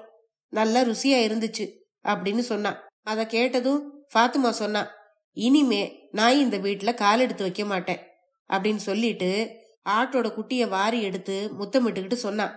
என் கண்ணு, உனக்கு சேர வேண்டிய பாலை இவங்க எல்லாருமா திருடி குடிச்சிட்டாங்கடா. உனக்கு நான் பச்சை தண்ணி தரேன்டா செல்லம் அப்படின்னு சொல்லிட்டு ஆட்டை எடுத்துக்கிட்டு என்கிட்ட வந்தா. பெரியண்ணா, நான் போறேன். இனிமே இவங்க என் ஆட்டை கறந்து எப்படி பால் குடிக்க போறாங்கன்னு பாத்து போடுறேன் அப்படின்னு சொல்லிட்டு ஆட்டோட குட்டியை தூக்கிக்கிட்டு போனா. எனக்கு ரொம்ப திருப்தியாவும் மகிழ்ச்சியாவும் இருந்தது. குட்டி இல்லாம இவங்க ஆட்டை கறந்து எப்படி பால் குடிப்பாங்க, அதையும் தான் பார்க்கலாமே அப்படின்னு நினைச்சுக்கிட்டேன். அத்தியாயம் 6. சரியா 10 மணிக்கு ஃபாத்திமாவோட ஆடு வரும். கொஞ்ச நேரம் பொறுத்து ஃபாத்திமாவும் கதீஜாவும் வருவாங்க. ஃபாத்திமாவுக்கு உள்ளூர கோபம் உண்டோ என்னவோ, ஆனாலும் அண்ணிமாரோடையும் உம்மாவோடையும் தங்கச்சியோடையும் கலகலப்பா பேசிக்கிட்டு தான் இருந்தா. வீட்டு வேலைகளையும் செய்கிறா. மரச்சீனி புட்டு திங்கிறா. பால் இல்லாத கருப்பு சாயா குடிக்கிறா. ஆட்டுக்கு கஞ்சி தண்ணியும் கொடுக்கறா. கொச்சுண்ணி வீட்டுக்கு வந்தப்போ பால் திருட்ட பத்தி நான் அவன்கிட்ட சொன்னேன். அவன் சொன்னான், கொஞ்சம் பால் அவங்களுக்கும் கொடுத்தனுப்புன்னு நானும் சொன்னேன். ஆனா ஃபாத்திமா என்ன செஞ்சிருக்கா தெரியுமா? 4 வீடுங்களுக்கு பால் தர்றதா ஏத்துக்கிட்டு இருக்கா. ஒரு சாயா கடைக்கு பால் ஊத்துறதா நானும் வாக்கு கொடுத்துருக்கேன். எனக்கும் கதீஜாவுக்கும் கூட சாயாவுக்கு கொஞ்சம் பால் கொடுக்கறது கிடையாது. ஓஹோ, அப்படியா சமாச்சாரம்? அப்ப வேணும்னா கொச்சுண்ணியும் கதீஜாவும் கூட கொஞ்சம் பால் திருட தயங்க மாட்டாங்க. நான் ஃபாத்திமா கிட்ட கேட்டேன், என்ன நீ கொச்சுண்ணிக்கும் கதீஜாவுக்கும் கூட கொஞ்சம் ஆட்டுப்பால் கொடுக்க மாட்டேங்கிறியாமே? ஃபாத்திமா பதில் சொன்னா, பால் வித்து கிடைக்கிற பணத்தை கதீஜாவோட வாப்பா தானே வாங்கிக்கிறாரு. அத்தோட இத்தனை நாளும் பால் இல்லாம தானே சாயா குடிச்சோம். இப்ப மட்டும் ஏன் இந்த ஆசை? நான் மட்டும் பால் விட்டா சாயா குடிக்கிறேன். ஆனாலும் நீ ரொம்ப கஞ்சத்தனம் உள்ளவளா ஆயிட்டப்போ அப்படின்னு ஃபாத்திமாவை பார்த்து சொன்னேன்.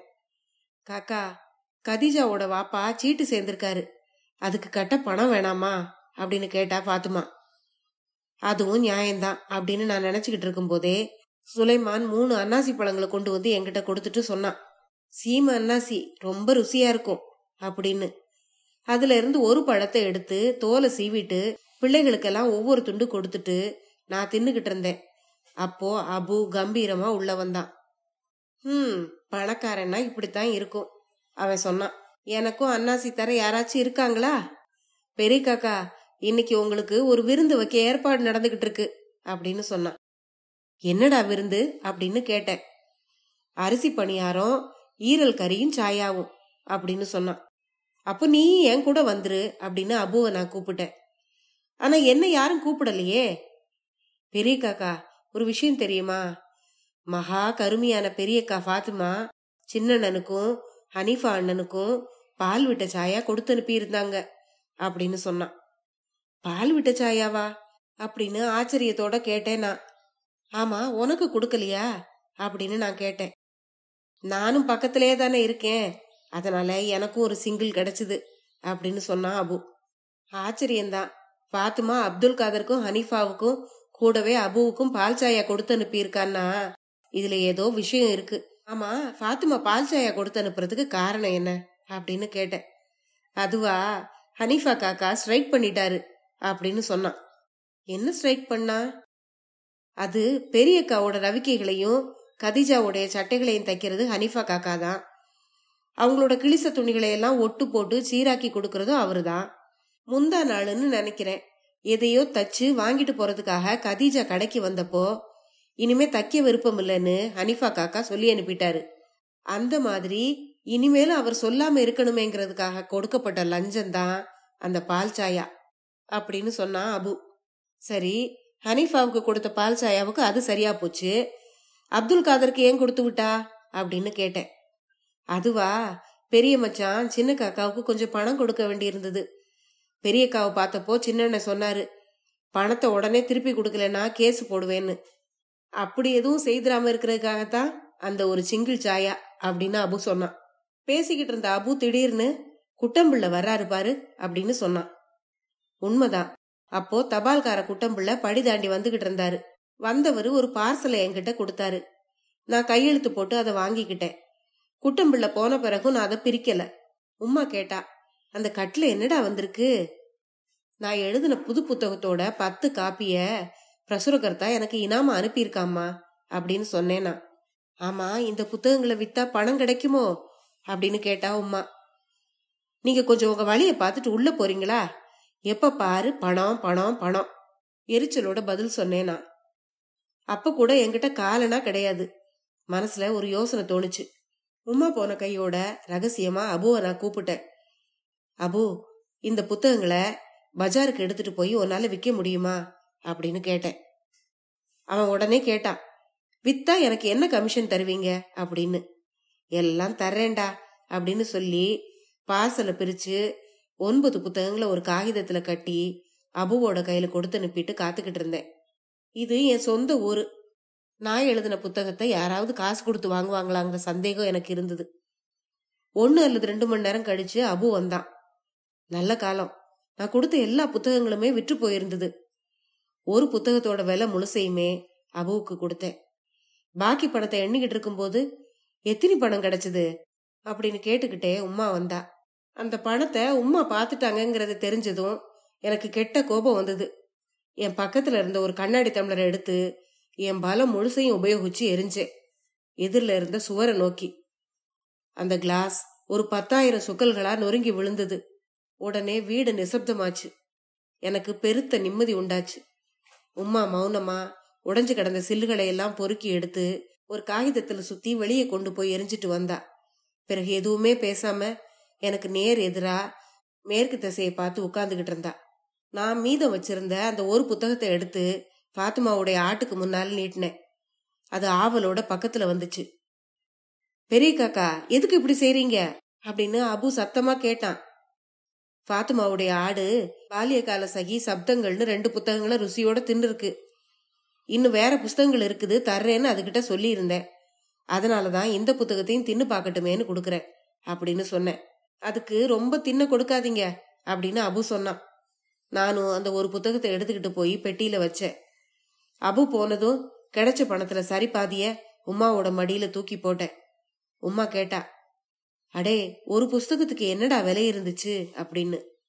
நான் உண்மையை சொன்னேன். கொஞ்ச நேரம் கழிச்சு அப்துல் காதர் சாப்பிட வந்தப்போ என்கிட்ட மிஞ்சி இருந்த அந்த ஒரு புத்தகத்தை எடுத்துக்கிட்டான். ஒரு பெரிய கட்டால வந்தது அப்படின்னு கேட்டான். ஆமா, 10 காப்பி இருந்தது. 9 அபுகிட்ட கொடுத்து விற்க சொன்னேன் அப்படின்னு சொன்னேன். ஆமா, பணம் வந்திருக்குமே எங்க அப்படின்னு கேட்டான். ஒரு புத்தகத்தோட விலைய அபுகிட்ட கொடுத்தேன், மீதி இருந்ததுல பாதிய உமா கிட்ட கொடுத்தேன் அப்படின்னு சொன்னேன். எனக்கு ஒண்ணும் இல்லையா அப்படின்னு கேட்டான். நீ இந்த ஒரு புத்தகத்தை வித்து பணத்தை எடுத்துக்க அப்படின்னு பதில் சொன்னேன். உம்மான்னு கூப்பிட்டுக்கிட்டே அப்துல் காதர் உள்ள போனான். உள்ள கொஞ்சம் கசமுச சத்தம் கேட்டுது. இங்க செலவு எல்லாத்தையும் ஏத்து நடத்துறது நான் தானே தவிர நீங்க இல்ல, அப்துல் காதர் சத்தமா சொன்னது கேட்டுது. கொஞ்ச நேரம் பொறுத்து அவன் மகிழ்ச்சியோட வெளியே வந்தான். உமாவுடைய முகத்தை பார்த்தப்போ அவகிட்ட இருந்த பணத்தை அப்துல் காதர் பறிச்சுக்கிட்டு போயிட்டான்னு தோணுச்சு. சாயந்தரம் 4 மணி வாக்குல கொச்சுண்ணியும் கதீஜாவும் வந்து என்னை கூப்பிட்டாங்க. நான் கூட அபுவையும் அழைச்சிக்கிட்டு அவங்க வீட்டுக்கு போனேன்.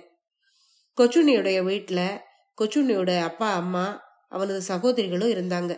பாத்துமாவுக்கும் கொச்சுண்ணிக்கும் பாத்துமாவுடைய ஆட்டுக்கும் குட்டிக்கும் கோழிகளுக்கும் நிம்மதியா வசிக்க ஒரு சின்ன குடிசை இருக்குன்னு அபு சொன்னான். இந்த விஷயம் பெரிய காக்காவுக்கு தெரியக்கூடாதுன்னு பெரியக்கா சொல்லியிருக்காங்க. ஆனா பெரிய காக்கா, நீங்க அதை அவசியம் பார்க்கணும் அப்படின்னு அபு என்கிட்ட ரகசியமா சொன்னான். பாத்திமா கொடுத்த சுட்ட அரிசி பணியாரத்தையும் ஈரல் கறியையும் நாங்க வயிறு நிரம்ப ஒரு கை பார்த்தோம். பால் சாயாவும் குடிச்சோம். பாத்துமாவுடைய வீட்டையும் பார்த்துட்டோம்.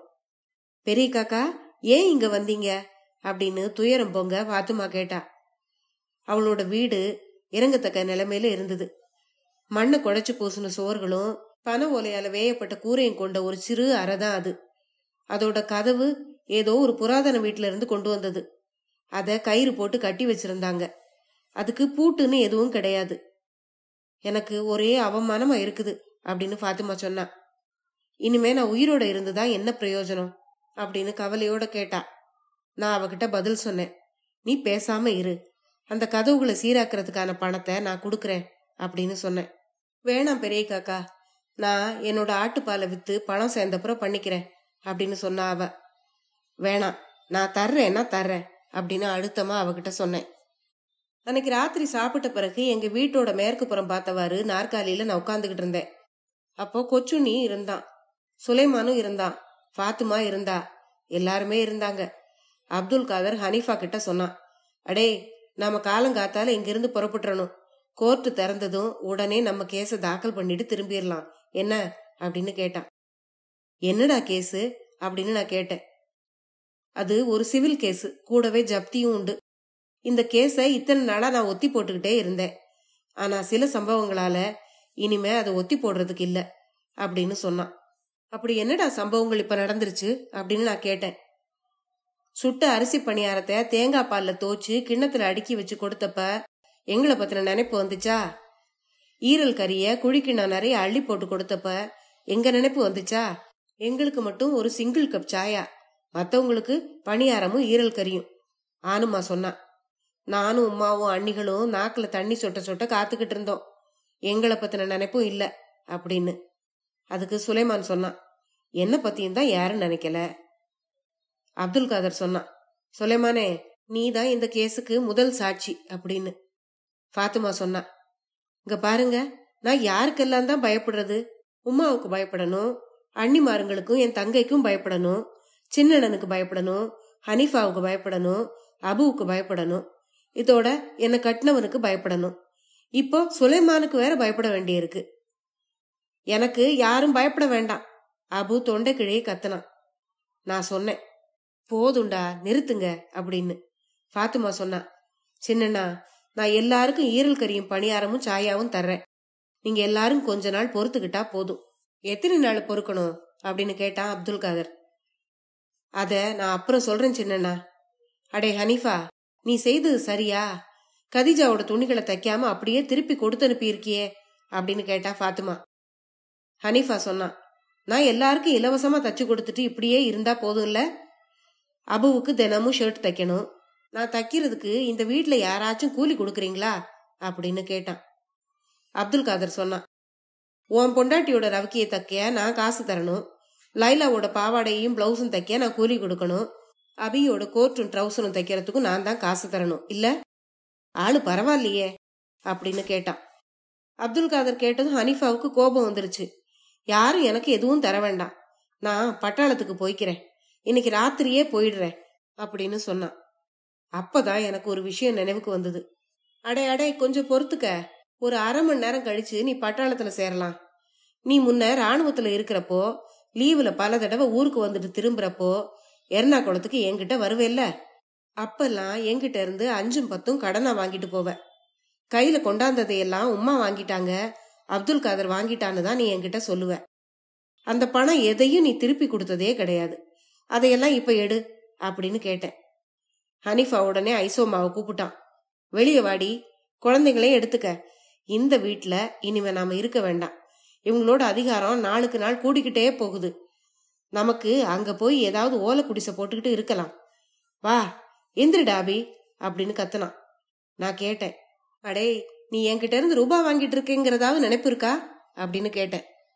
அவன் சொன்னான், அதெல்லாம் ரொம்ப பழைய கதை இக்காக்கா, அதெல்லாம் இப்ப யாருக்கு நினைப்பு இருக்கு? ஏதோ தர வேண்டிய பாக்கி இருக்குங்கிறதையாவது ஒத்துக்கிட்டியே, அந்த வரைக்கும் சந்தோஷம்தான் அப்படின்னு நான் சொன்னேன். பேசி முடிச்சுட்டு நான் போய் படுத்தேன். விடியற் காலையில 4 மணிக்கு ஃபாத்திமாவும் கொச்சுனியும் கதீஜாவும் அவங்க வீட்டுக்கு புறப்படுற சத்தத்தை கேட்டு நான் முழிச்சு பார்த்தேன். ஆனாலும் எழுந்திருக்காம அப்படியே கிடந்தேன். உம்மா கேட்டா, நீ எழுந்திருச்சிட்டியா அப்படின்னு. நான் படுத்துக்கிட்டு தான் இருக்கேன், உனக்கு என்ன வேணும் அப்படின்னு கேட்டேன். உம்மா சொன்னா, உன்கிட்ட பணம் இருந்துச்சுன்னா எனக்கு 1 ரூபா தாயேன், யாருக்கும் தெரிய வேணாம் அப்படின்னு சொன்னான். நேத்து தான் நான் கொடுத்தேனே அப்படின்னு சொன்னேன். அது எல்லாத்தையும் அப்துல் காதர் வாங்கிக்கிட்டான். அவன் தானே இந்த வீட்டை கவனிச்சுக்கிறான். எவ்வளவு செலவு இருக்குது? இத்தனை பேர் இருக்கிற இந்த வீட்டுக்கு ஒரு நாளைக்கு செலவுக்கு எவ்வளவு பணம் வேணும், நீ தான் யோசனை பண்ணி பாரு அப்படின்னு சொன்னான். அம்மா பேசாம போயிருங்க, இதுக்கு மேல ஏதாச்சும் சொன்னீங்கன்னா நான் இப்பவே இங்க இருந்து போயிருவேன், ஆமா அப்படின்னு எச்சரிக்கையா சொன்னேன். உம்மா பேசல. நான் அசையாம அப்படியே படுத்து கிடந்தேன். கொஞ்ச நாட்களுக்கு முன்னால நான் வந்தப்போ நடந்த ஒரு சம்பவம் என் நினைவுல ஓடுச்சு. அப்ப நான் இருந்தது வழக்கமா நான் வசிச்சுக்கிட்டு இருந்த அந்த சின்ன வீட்டுல தான். ஒரு ஸ்பெஷல் கார்ல தான் நான் அன்னைக்கு வந்து இறங்கினேன். கார் வீட்டு முன்னால நின்னதும் சின்ன கும்பல் ஒண்ணு கூடுச்சு. நான் டாக்ஸி டிரைவருக்கு நோட்டுகளை எண்ணி கொடுக்கறத எல்லாரும் பார்த்தாங்க.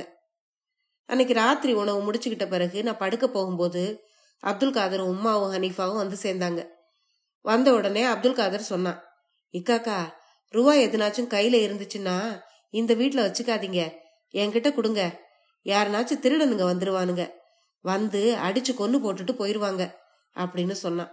நான் என் உம்மாவோட கண்ணுக்கு எதிரிலேயே 500 ரூபாயை எடுத்து எண்ணி அவங்கிட்ட கொடுத்தேன். இனிமே திருடர்கள் வந்து அடிச்சு கொல்லட்டும், பணம் போகாதுல்ல அப்படின்னு சொன்னேன். எல்லாரும் திருப்தியோட போனாங்க. எல்லாரும் போன பிறகு நிம்மதியோட அப்படியே படுத்து கிடந்து ஒரு பீடியை புகைச்சுக்கிட்டு இருந்தேன். அப்போ வீட்டுக்குள்ள யாரோ இருக்கிற மாதிரி எனக்கு தோணுச்சு. கொஞ்சம் பயத்தோட, யார் அங்க அப்படின்னு கேட்டேன். நான் தாண்டா, உம்மா மெல்ல சொன்னா. யாருக்கும் தெரியாம நான் வந்திருக்கிறேனாக்கும் அப்படின்னு. என்ன விஷயம்மா அப்படின்னு கேட்டேன். அடே, காதும் காதும் வச்சாப்புல இருக்கணும், யாருக்குமே தெரியக்கூடாது. நீ எனக்கு ஒரு 25 ரூபா கொடுக்கணும் அப்படின்னு சொன்னா. கேட்டது என் உம்மா இல்லையா? நான் உடனே 25 ரூபா எடுத்து கொடுத்தேன். அன்னைக்கு ராத்திரி நான் நிம்மதியா தூங்குனேன். அடுத்த நாள்ல இருந்து கடன் வாங்குறவங்களோட வருகை துவங்கிச்சு. வந்ததுல பெரும்பாலானவங்க பெண்கள் தான். எல்லாருமே முஸ்லிம் சமூகத்தை சேர்ந்தவங்கன்னு சொல்ல முடியாது. ஆனா இந்த பெண்கள் எல்லாருக்கிட்டையுமே நான் தாய்ப்பால் குடிச்சிருக்கிறேன். புள்ள, அத மறந்துட்டியா?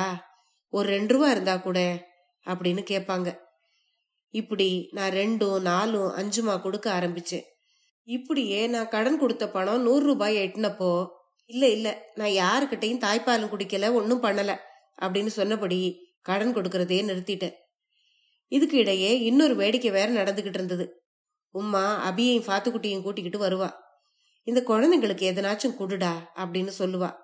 அடே, நீ இப்போ இங்க தங்குறதுக்காக வந்திருக்க, உன்னை பாக்குறதுக்காக உன் சிநேகிதங்கள்லாம் வருவாங்கல்ல, அவங்களுக்கெல்லாம் நான் எதுல சாதம் போடுறது அப்படின்னு கேட்பா.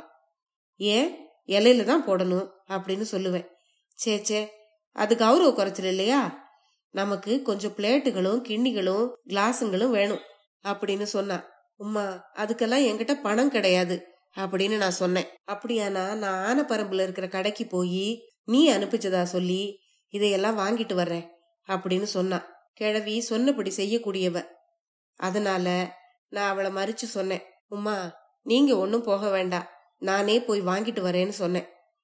நானே போய் ஒரு பெரிய கோணி நிறைய பாத்திரங்களை வாங்கி ஒரு ஆளை வச்சு எடுத்துக்கிட்டு வருமாறு செய்தேன்.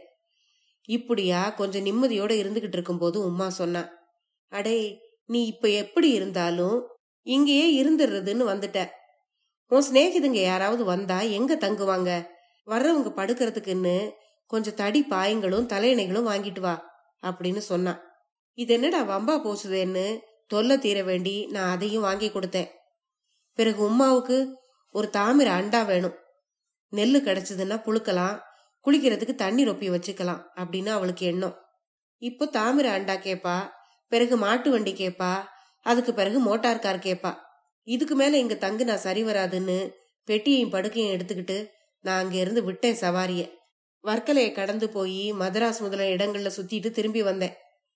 மறுபடியும் சுத்த போனேன், மறுபடியும் திரும்பி வந்தேன். இந்த முறையும் அந்த விதமா திரும்பினவன் தான் நான். ஹனீஃபா பட்டாளத்துக்கு போயிடுறேன்னு சொல்றது மாதிரி இல்ல, நான் போறேன்னு சொன்னா நிச்சயமாவே போயிருவேன். அதனாலதான் உம்மா ஒண்ணுமே பேசாம அசையாம இருக்கா. நான் எழுந்து போய் பெட்டியை திறந்து மீதி இருந்த பணம் எல்லாத்தையுமே அவகிட்ட கொடுத்துட்டேன். நான் சொன்னேன், இனிமே பயப்பட வேண்டாம், நான் போறேன்னு சொன்னா கூட போக முடியாது, பழிச்செலவுக்கு கூட என்கிட்ட பணம் இல்ல, இனிமே மீதி காலத்துக்கு நீங்களே என்னை காப்பாத்திருங்க அப்படின்னு சொன்னேன். நாட்கள் இப்படியே ஓடிக்கிட்டு இருந்தது. அப்போ ஒரு அற்புதமான சம்பவம் நடந்தது. ஃபாத்துமாவுடைய ஆட்டை 2 ஆணுமாக்களும் ஐசோமாவும் சேர்ந்து கறந்து பாலை போட்டு சாயா குடிச்சாங்க. இது ஒரு தடவை 2 தடவை இல்ல, தினசரிதான். குட்டி இல்லாம பால் சுரக்காதுங்கிற நம்பிக்கையில சுகமாவும் நிம்மதியாவும் இருந்துகிட்டு இருக்கா ஃபாத்துமா. ஆனா இங்க அபியையும் பாத்துக்குட்டியையும் ஆட்டுக்குட்டிய போல ஃபாத்துமாவுடைய ஆட்டுக்கிட்ட பால் குடிக்க வச்ச முயற்சி பலிக்கல. இறுதியில சுபைதாவும் ரஷீதும் ஆட்டுக்குட்டிகள் ஆயிட்டாங்க. இந்த சம்பவத்தை பத்தி தான் ஃபாத்துமா கேட்டா. அவ நெஞ்சில அரைஞ்சுக்கிட்டு அழுதா. நீங்கெல்லாம் மனுஷங்க தானா, இப்படி செஞ்சிட்டீங்களே, வேண்டாம், இனிமே இப்படி செய்யாதீங்க, உங்களுக்கு நானே பால் தந்துடுறேன் அப்படின்னு சொன்னா.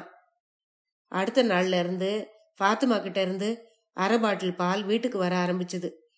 சுபைதா, ரஷீது, அபி, ஆரிஃபா, லைலா, ஃபாத்துக்குட்டி எல்லாருக்கும் ஒரே குஷிதான். ஆணுமாக்களுக்கும் ஐசோமாவுக்கும் உமாவுக்கும் கூட பால் சாயாதான். இப்பெல்லாம் ஆட்டு கூடவே குட்டியும் வருது. கூடவே அரை பாட்டில் பாலோட கதீஜாவும் வர்றா. இப்படியா 2 விதமான பால் இப்போ வீட்டுக்கு கிடைக்குது. ஒன்னு திருடி கிடைக்கிறது, இன்னொன்னு ஃபாத்துமா கொடுத்து அனுப்புறது. பாவம் ஃபாத்துமா. ஒரே ஒரு ரகசியம் மட்டும் எனக்கு இன்னும் விளங்காமலே இருந்துகிட்டு இருக்கு. ஆட்டுக்குட்டிக்கு பதிலா குழந்தைகளை விட்டு பாலை குடிக்க வைக்கிற இந்த புத்தி இந்த பெண்கள்ல யாருக்கு முதல்ல தோணுச்சு? அதுதான் புரியல. கதை முடிவடைந்தது. காசு, பணம், பொருள்னு ஆசைப்பட்டு குடும்பத்தில் இருக்கிற உறுப்பினர்களுக்கு இடையே நடக்கிற பிரச்சனைகளை இந்த கதை மூலமா திரு வைக்கம் முகமது பஷீர் அவர்கள் எழுதியிருக்காங்க. இந்த கதை பற்றி உங்களுடைய கருத்துக்களை மறக்காம கமெண்ட்ல சொல்லுங்க. அடுத்த பதிவுல இன்னொரு சுவாரஸ்யமான கதையுடன் சந்திப்போம். நன்றி.